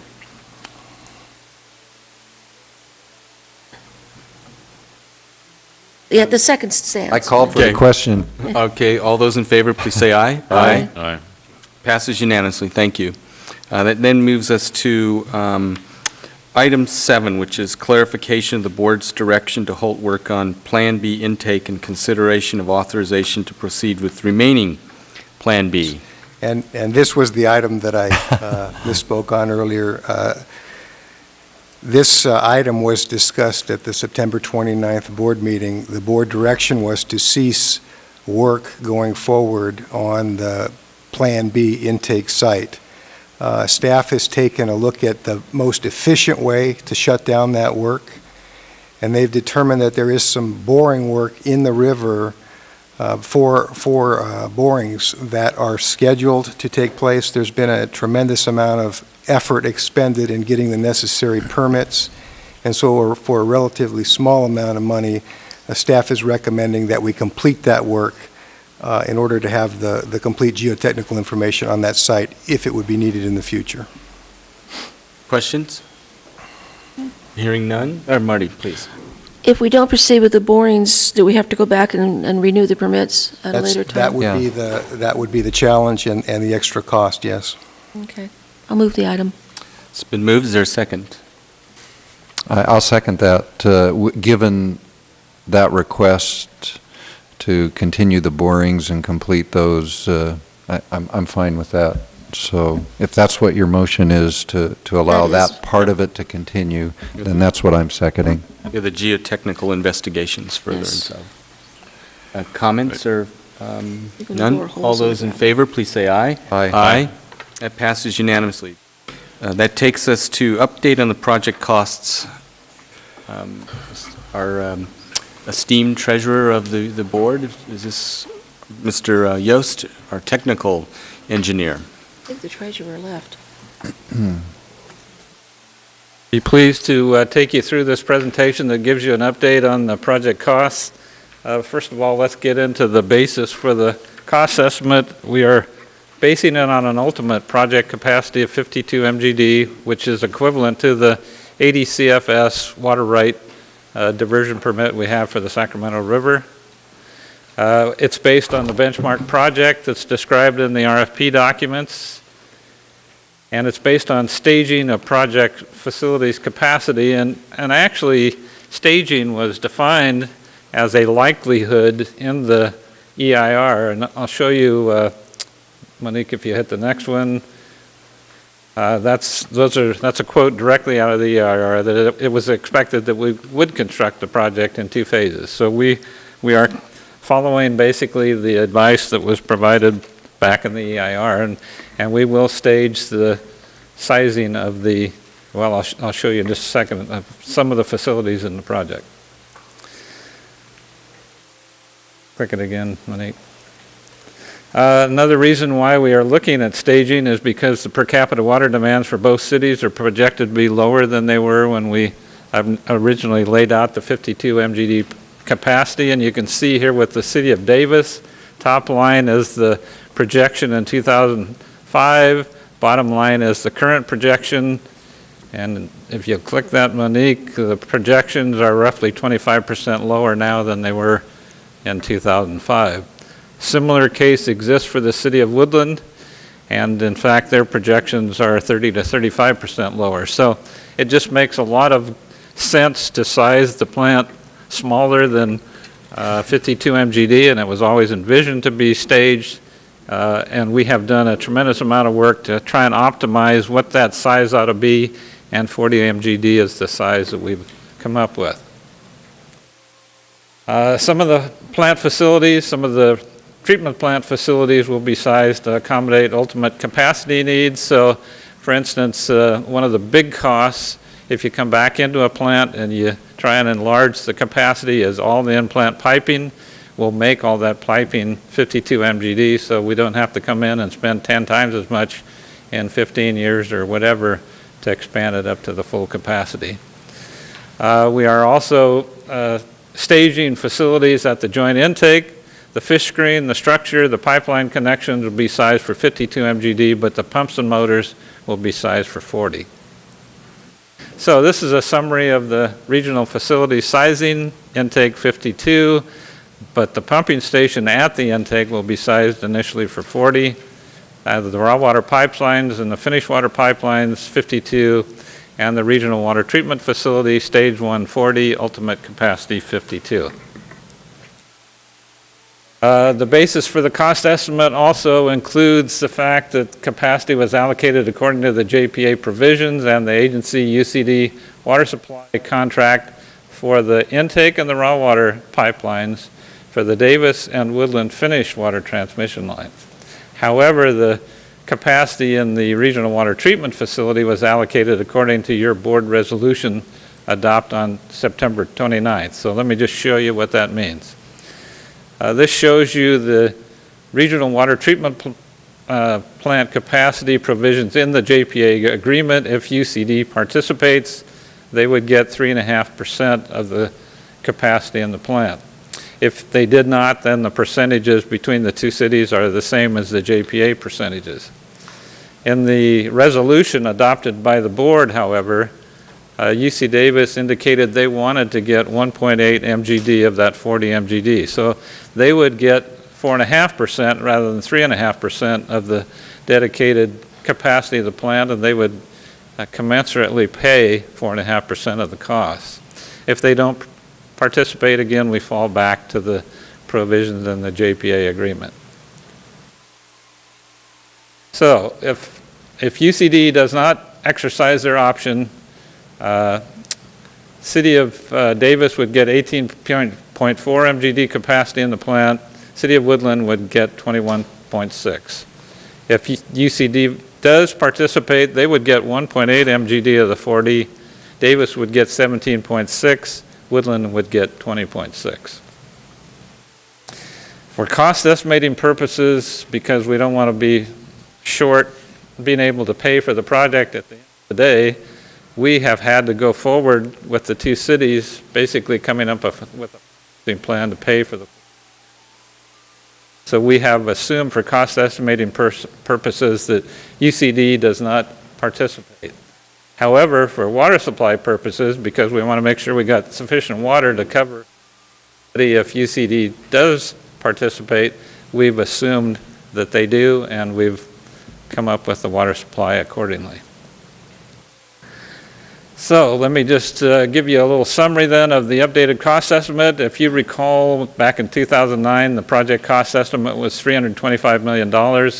We have updated that to the current July 2011 cost numbers, and that number now is $343 million.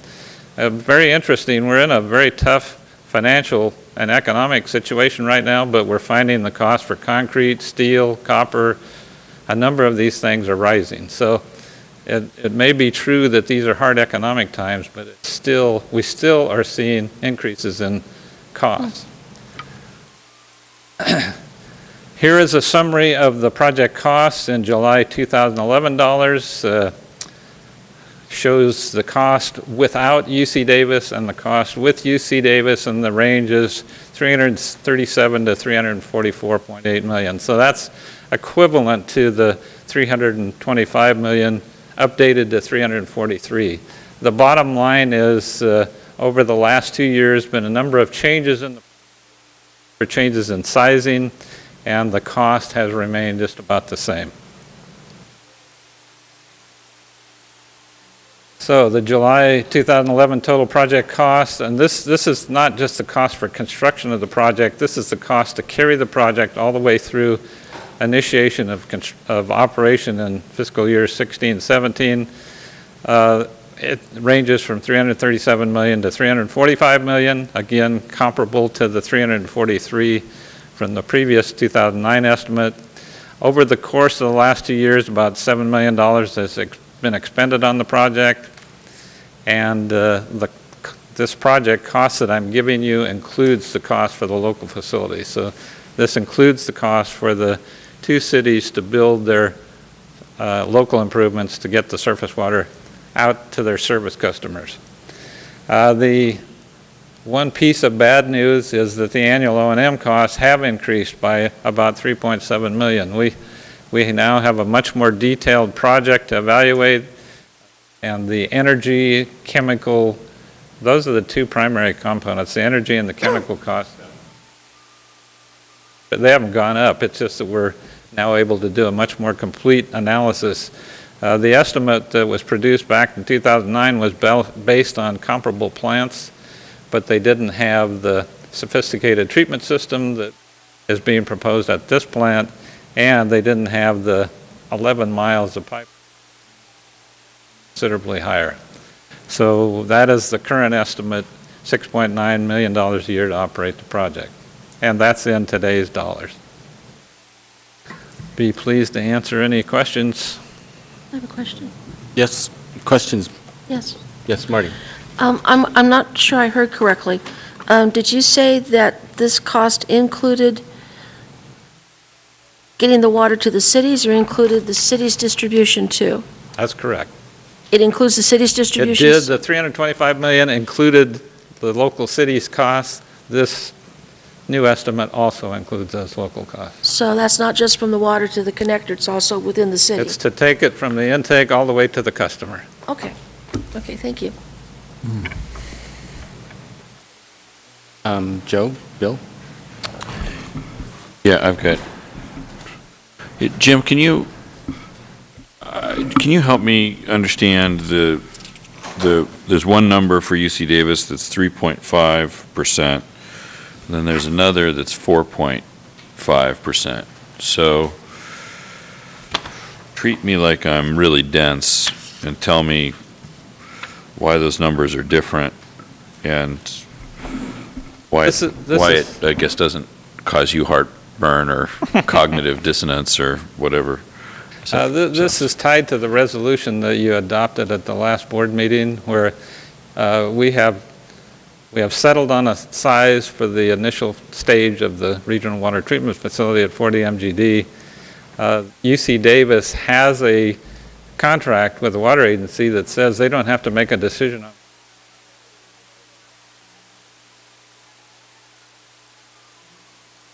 ends. So the two cities wanted to be in a position where they would protect themselves, so they sat down with UC Davis and have worked out UC Davis would get 1.8 MGD of the 40, and that's for. So they would pay 3.5% for their participation in all the other regional facilities, but they would pay more to get their 1.8 MGD out of this 40 MGD stage 1 plant. Okay. Ultimately, when the plant's expanded to 52 MGD, we'd have to, the water agency and the two cities would have to UC Davis at that time. But this is to assure UC Davis that they get 1.8 MGD day one if they want it.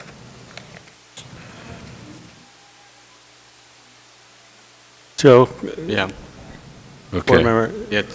Corvoza, if I could just add one comment, just to be, say it a different way. UC Davis wishes to, pay for their total ultimate project up front in the first phase if they opt in, whereas the two cities have chosen to phase it to keep costs down because we don't need our full water right capacity for a number of years. So if we proceeded under the 4.5 scenario, at some point in the future, if Woodland and Davis need their additional water rights, the two cities presumably would be sharing the cost of increasing the capacity at that point because UC Davis has already paid for their ultimate capacity with the first phase. So they're front-loading their share if they participate, whereas the two cities are phasing their costs to keep the initial rates as low as possible.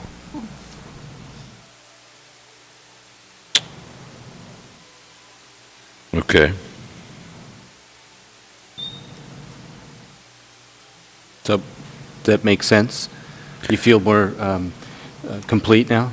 Well, really, the controlling number really is 4.5 at this point. If UC Davis is in, they're going to take 4.5% of the water. They're going to pay for it up front. Yeah, they'll pay 4.5% of the cost of the treatment plant. They'll pay 3.5% of the cost of all the regional facilities. And that's because we haven't downsized the regional facilities, so their 3.5% still gives them 1.8 MGD, but we have downsized the capacity of the plant to 40 MGD, so they have to pay more to get that same capacity.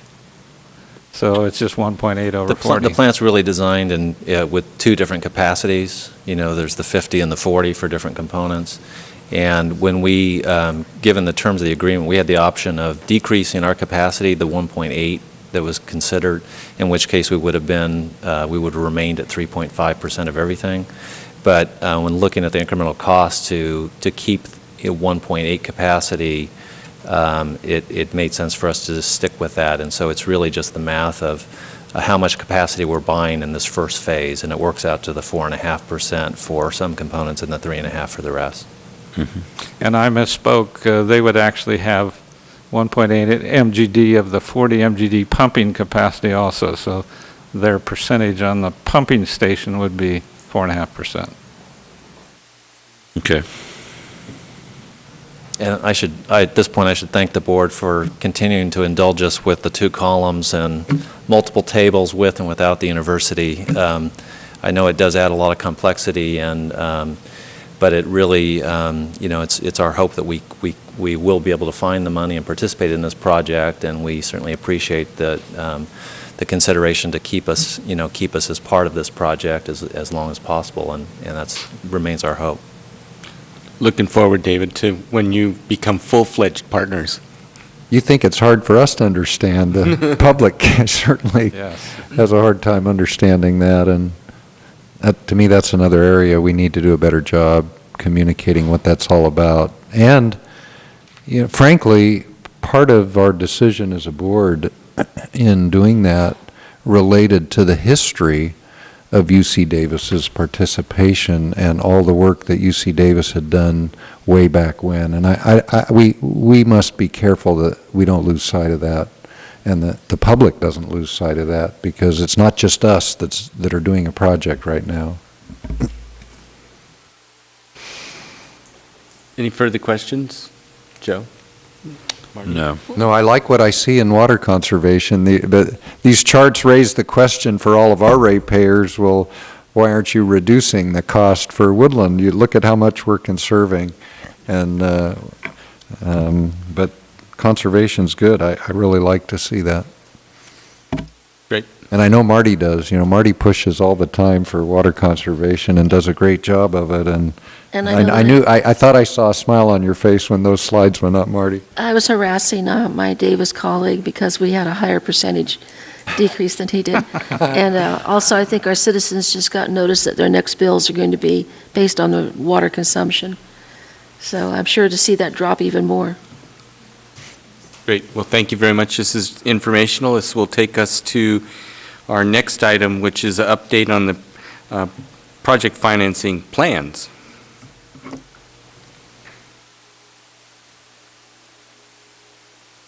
Thank you, Chairman Souza. If you just indulge me, I'm going to try to load up the presentation from last week's, which we did include in your packet. And I'll just be walking through, hopefully very briefly, the materials that you have. And, second.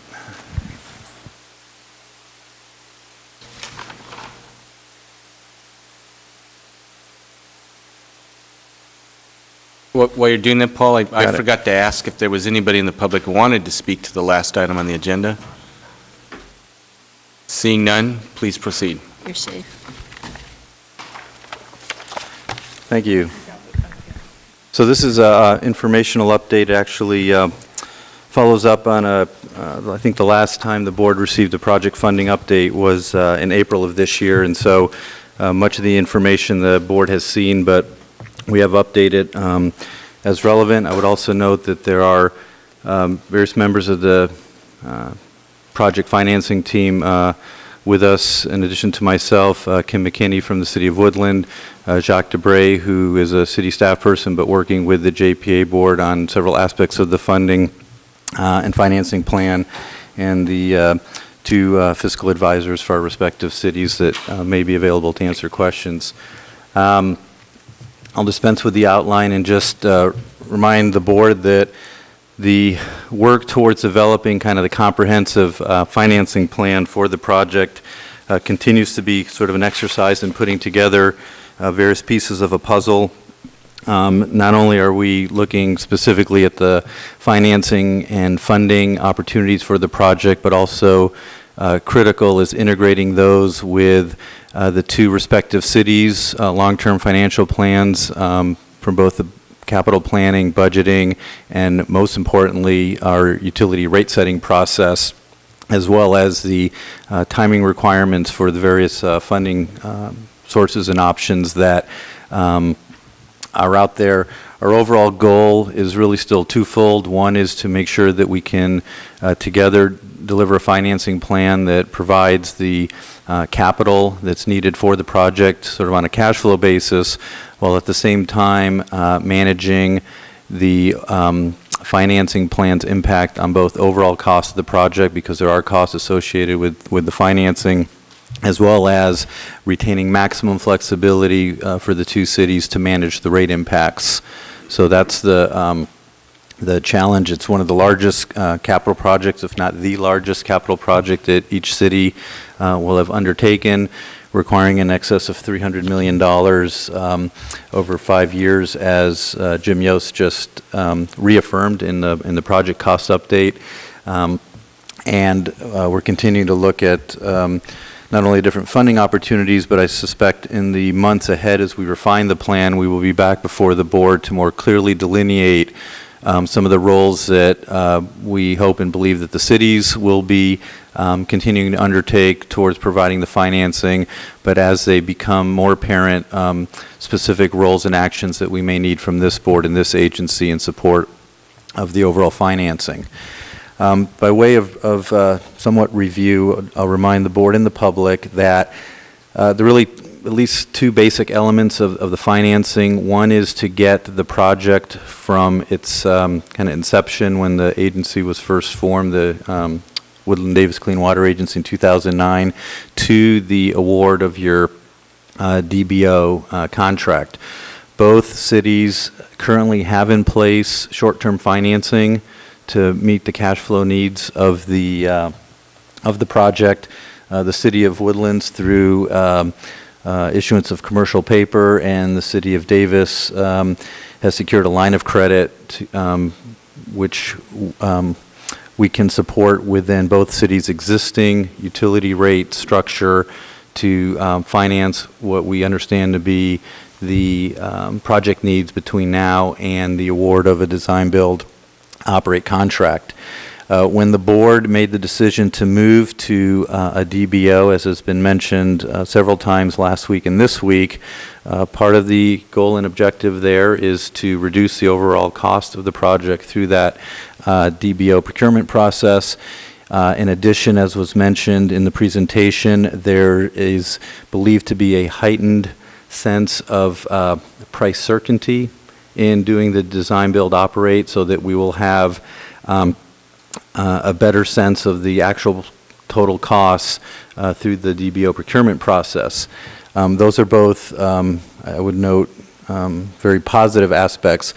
The other element of the board's decision to do a DBO procurement was that it accelerated the time frame in which the board, and by extension the two cities, will need to make the major commitment of funds and actually awarding that DBO contract. And as your schedule now indicates, contract award for the DBO is targeted in the very beginning, I believe February of 2013, if we stay within that time frame.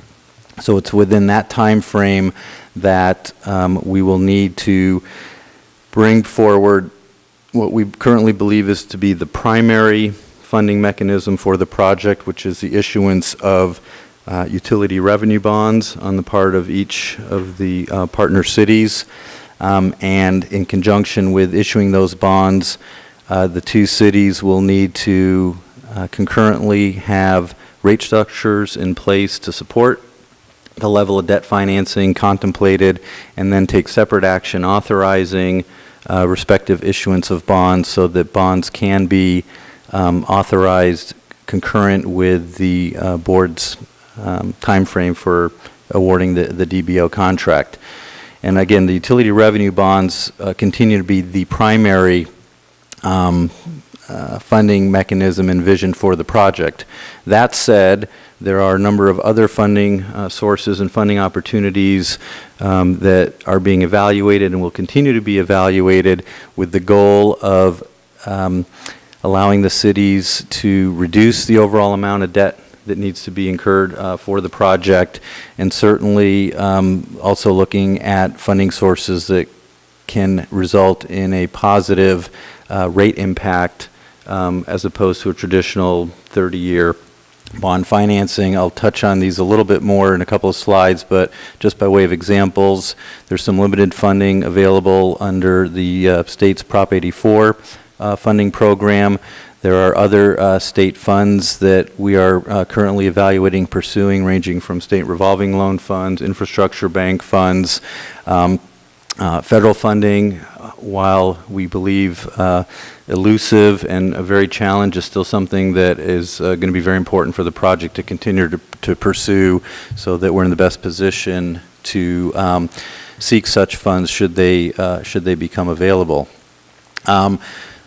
The updated project cost estimates that Jim Yost spoke to earlier, in addition to giving the board and the public an overall update on the total project costs, from the standpoint of the financing team and the financial planning, what's equally important is the cash flow estimates and the timing for which the funds will need to be in place. So we will be continuing to work with your project team to ensure that the finance team has got the most updated cash flow estimates that will allow us to structure the ultimate debt financing to coincide with, again, the cash flow requirements pending the outcome of your DBO process and the actual agreement and payment schedule that comes within that.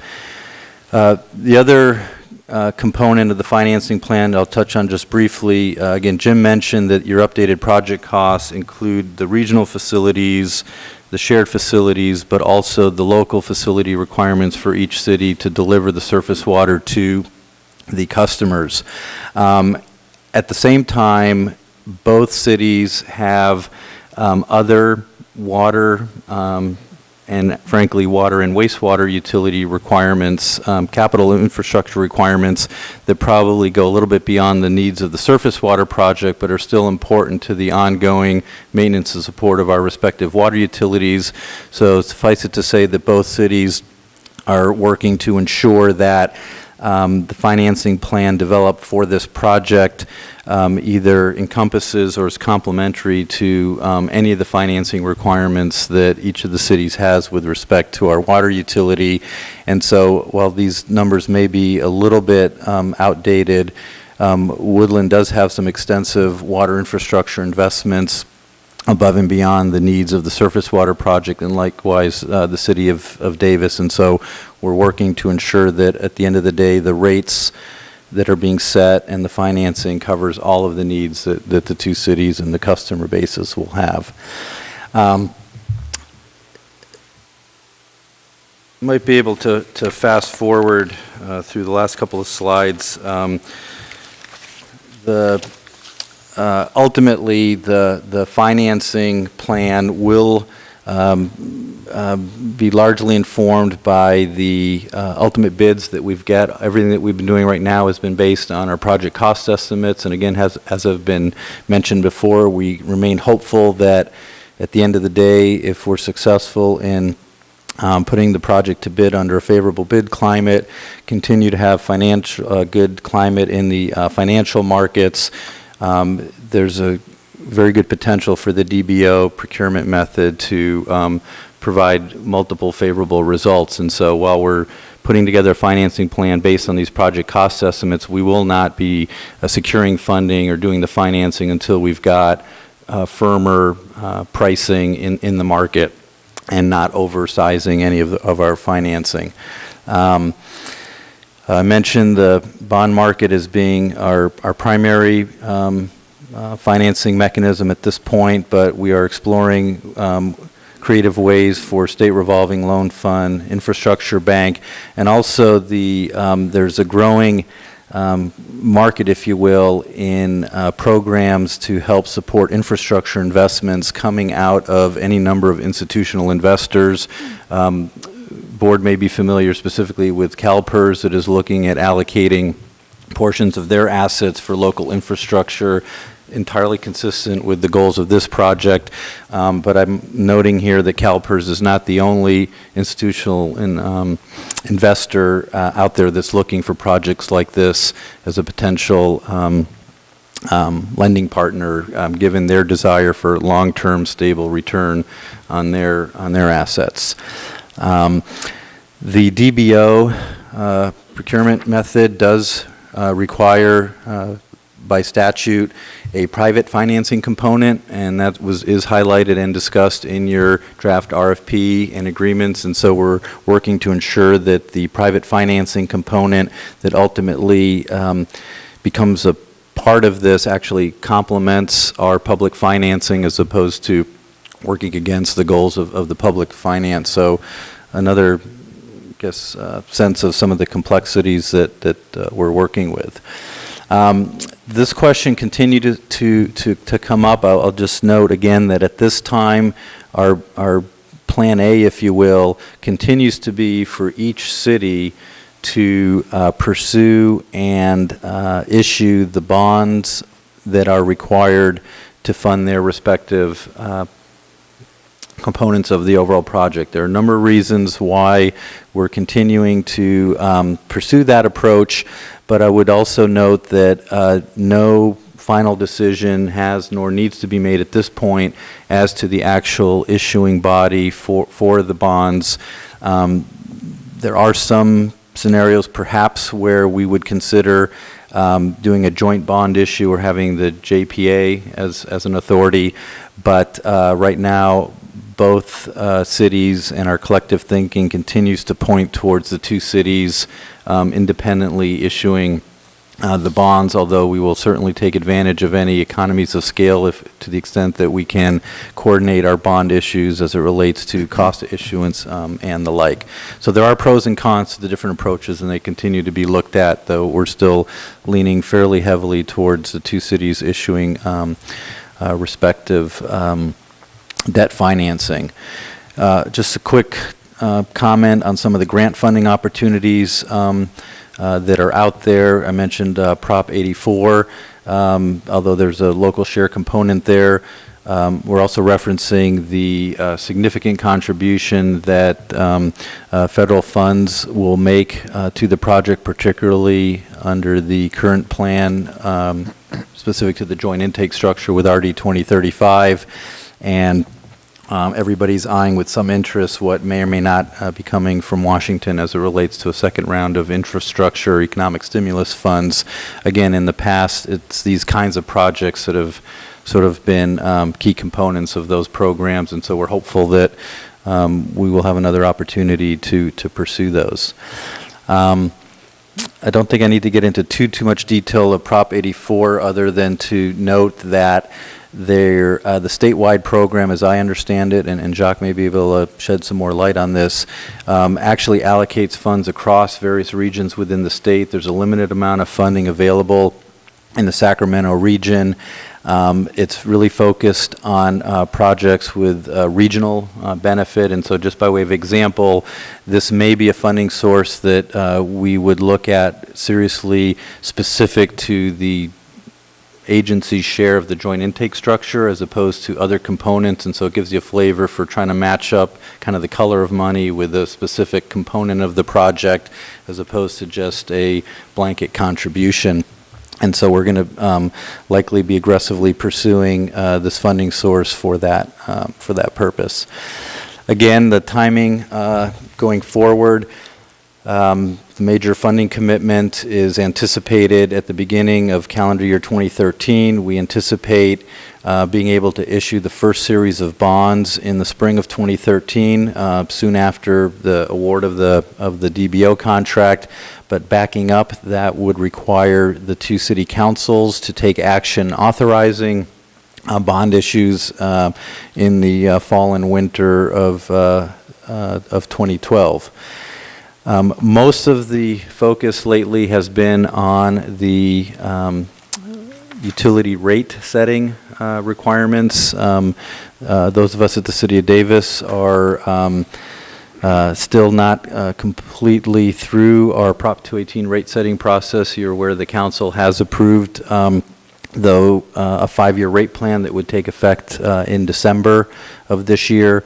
The City of Woodland is currently in the process of updating their rate model and are scheduled to go through their 218 process this spring with the plan to have their ultimate water rates in place at the beginning of the fiscal year i.e. July of 2012. So barring any hurdles along the way, the two cities are intending to have the rates in place consistent with current project cost, base case financing, and our best guess at the current cash flow requirements to coincide with the timeline needed for the debt financing.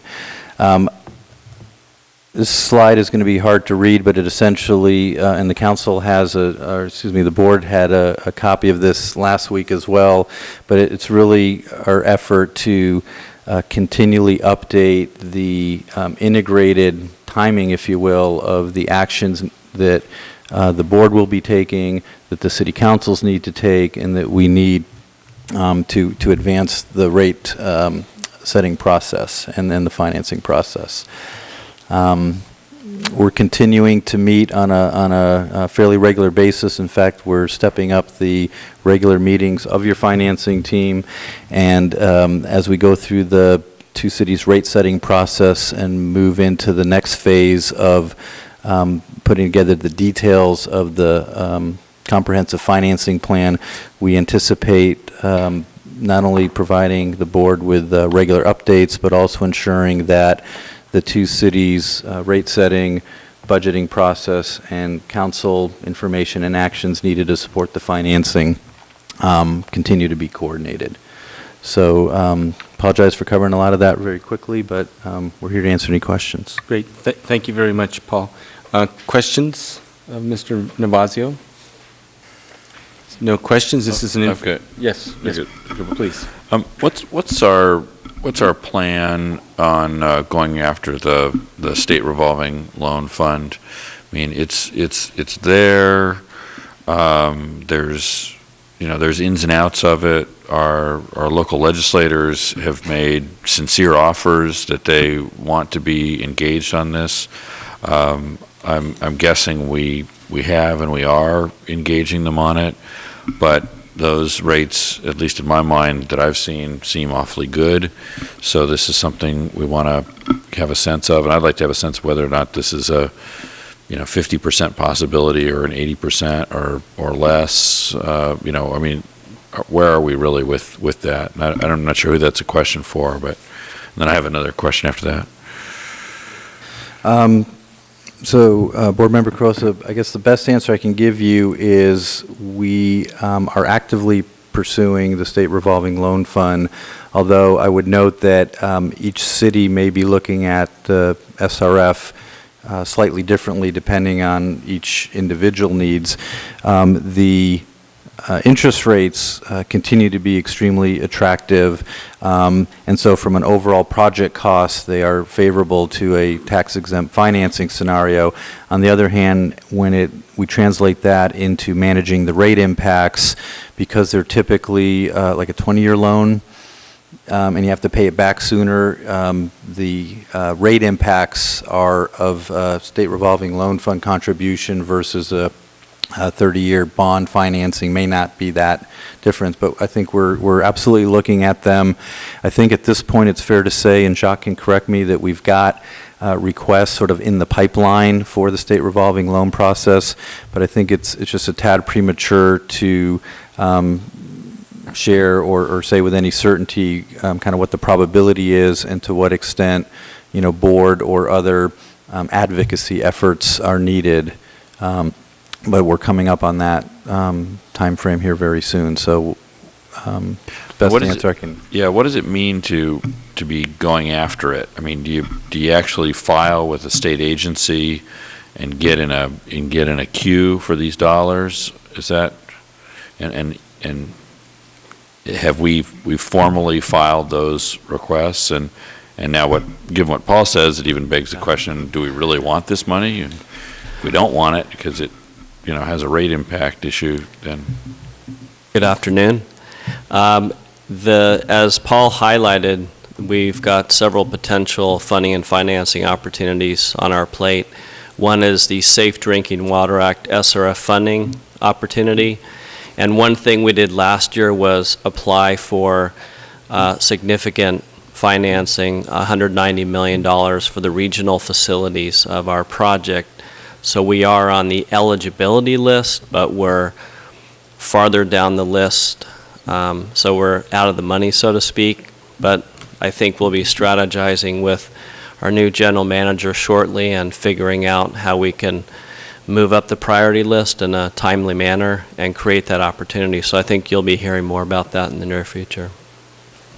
All right. Yeah, I mean, I look forward to hearing about that. I mean, as you guys know, I've lobbed some emails in, and it sounds good, but I just don't know where we are, and it sounds like it could be important.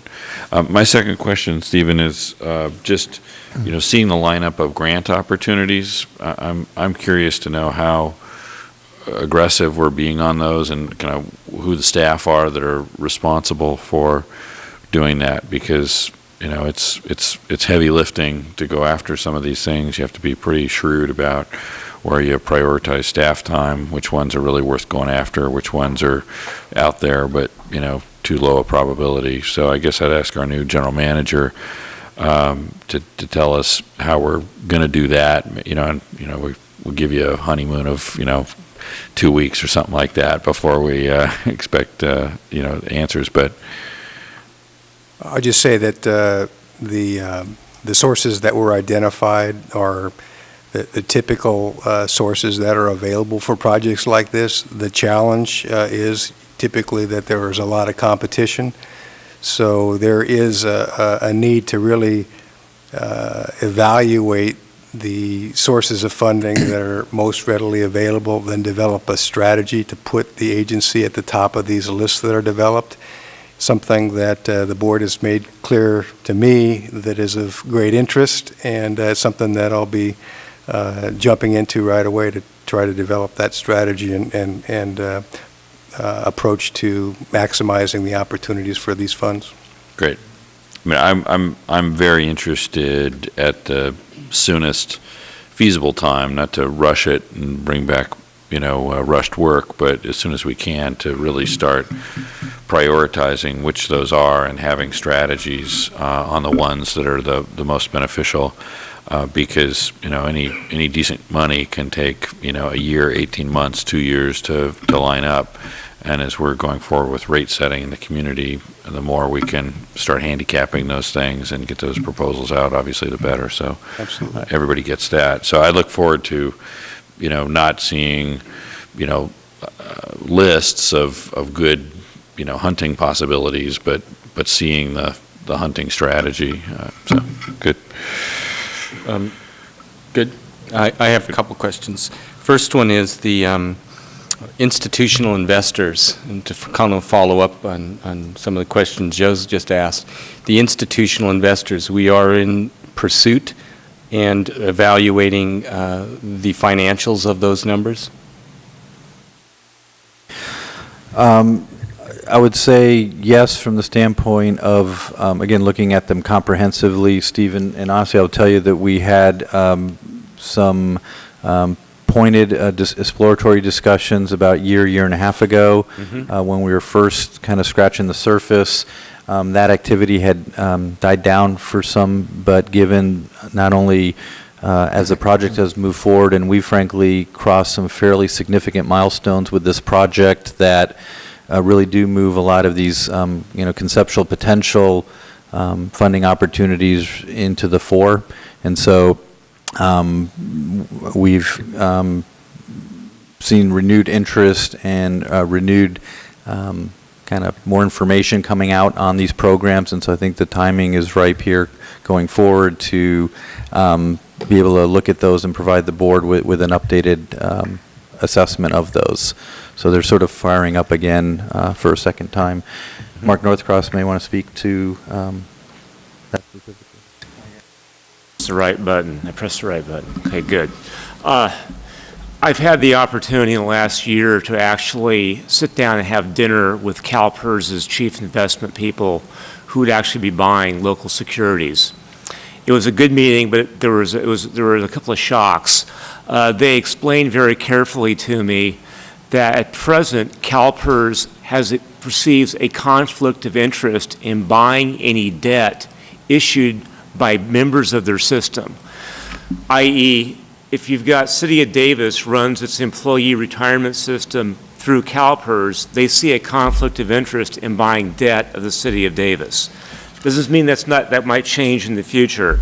So when CalPERS, in reality, I felt very lucky to have dinner with these guys. Don't ask me how I got in there, but anyway, I did. They made it really clear when they're talking infrastructure investment, they're talking public agencies outside the state of California, which is not the message that is kind of filtered out. But when you're actually sitting with the people who actually make the decision, they were really clear on that. But one of the things Paul mentioned in his presentation is that other institutions, well, CalPERS is not the only public agency pension fund in the United States. There are a lot of them, and they are collectively targeting public infrastructure investments. That's the good news. The bad news on that, you probably know CalPERS's investment target rate is 7.75%. You know, there's a lot of debate about that. It's a whole other subject. Right now, tax-exempt utility revenue bonds go out in the 4.5% to 5% range. And if you're talking SRF, it's half the state's bond rate, which puts it down the 2.5% range. Very cheap money. Well, the question is, most pension funds are in the 7 to 8% range, and where they want to be earning money on fixed income investments, that's a lot higher than what we'd be paying in the market right now. So bottom line is that, yes, we will pursue this. There are avenues to go into out-of-state pension funds. We will do that. But right now, I'm not optimistic that we're going to see a better deal than we get from the muni bond market, let alone SRF. Okay. Then the last question I would have is in regards to the infrastructure bank. Are we pursuing lining up any funding through that, and what kind of interest rates might we be looking at? So again, Steve, my generic answer is we are making sure at this point that any and all financing opportunities are open to us. So in terms of lining it up, we're just making sure that the doors aren't closing, and we honestly have some work to do to still assess the right combination of funding sources. And so it would be a little bit premature to say that we've targeted an infrastructure bank program for a certain dollar amount. Okay. Is that fair? That's good. That's all I have. Anybody else? This is informational, and thank you very much. That would move us to our last item, which is actually last two items, technical committee comments. Thank you, Chair Souza. A little over a month ago, I came before you, and Section 4.11 of the agreement defines the technical committee as the public works director of each city or their designee. Due to some reorganization within the city of Woodland designated Nick Ponicello to serve on the technical committee.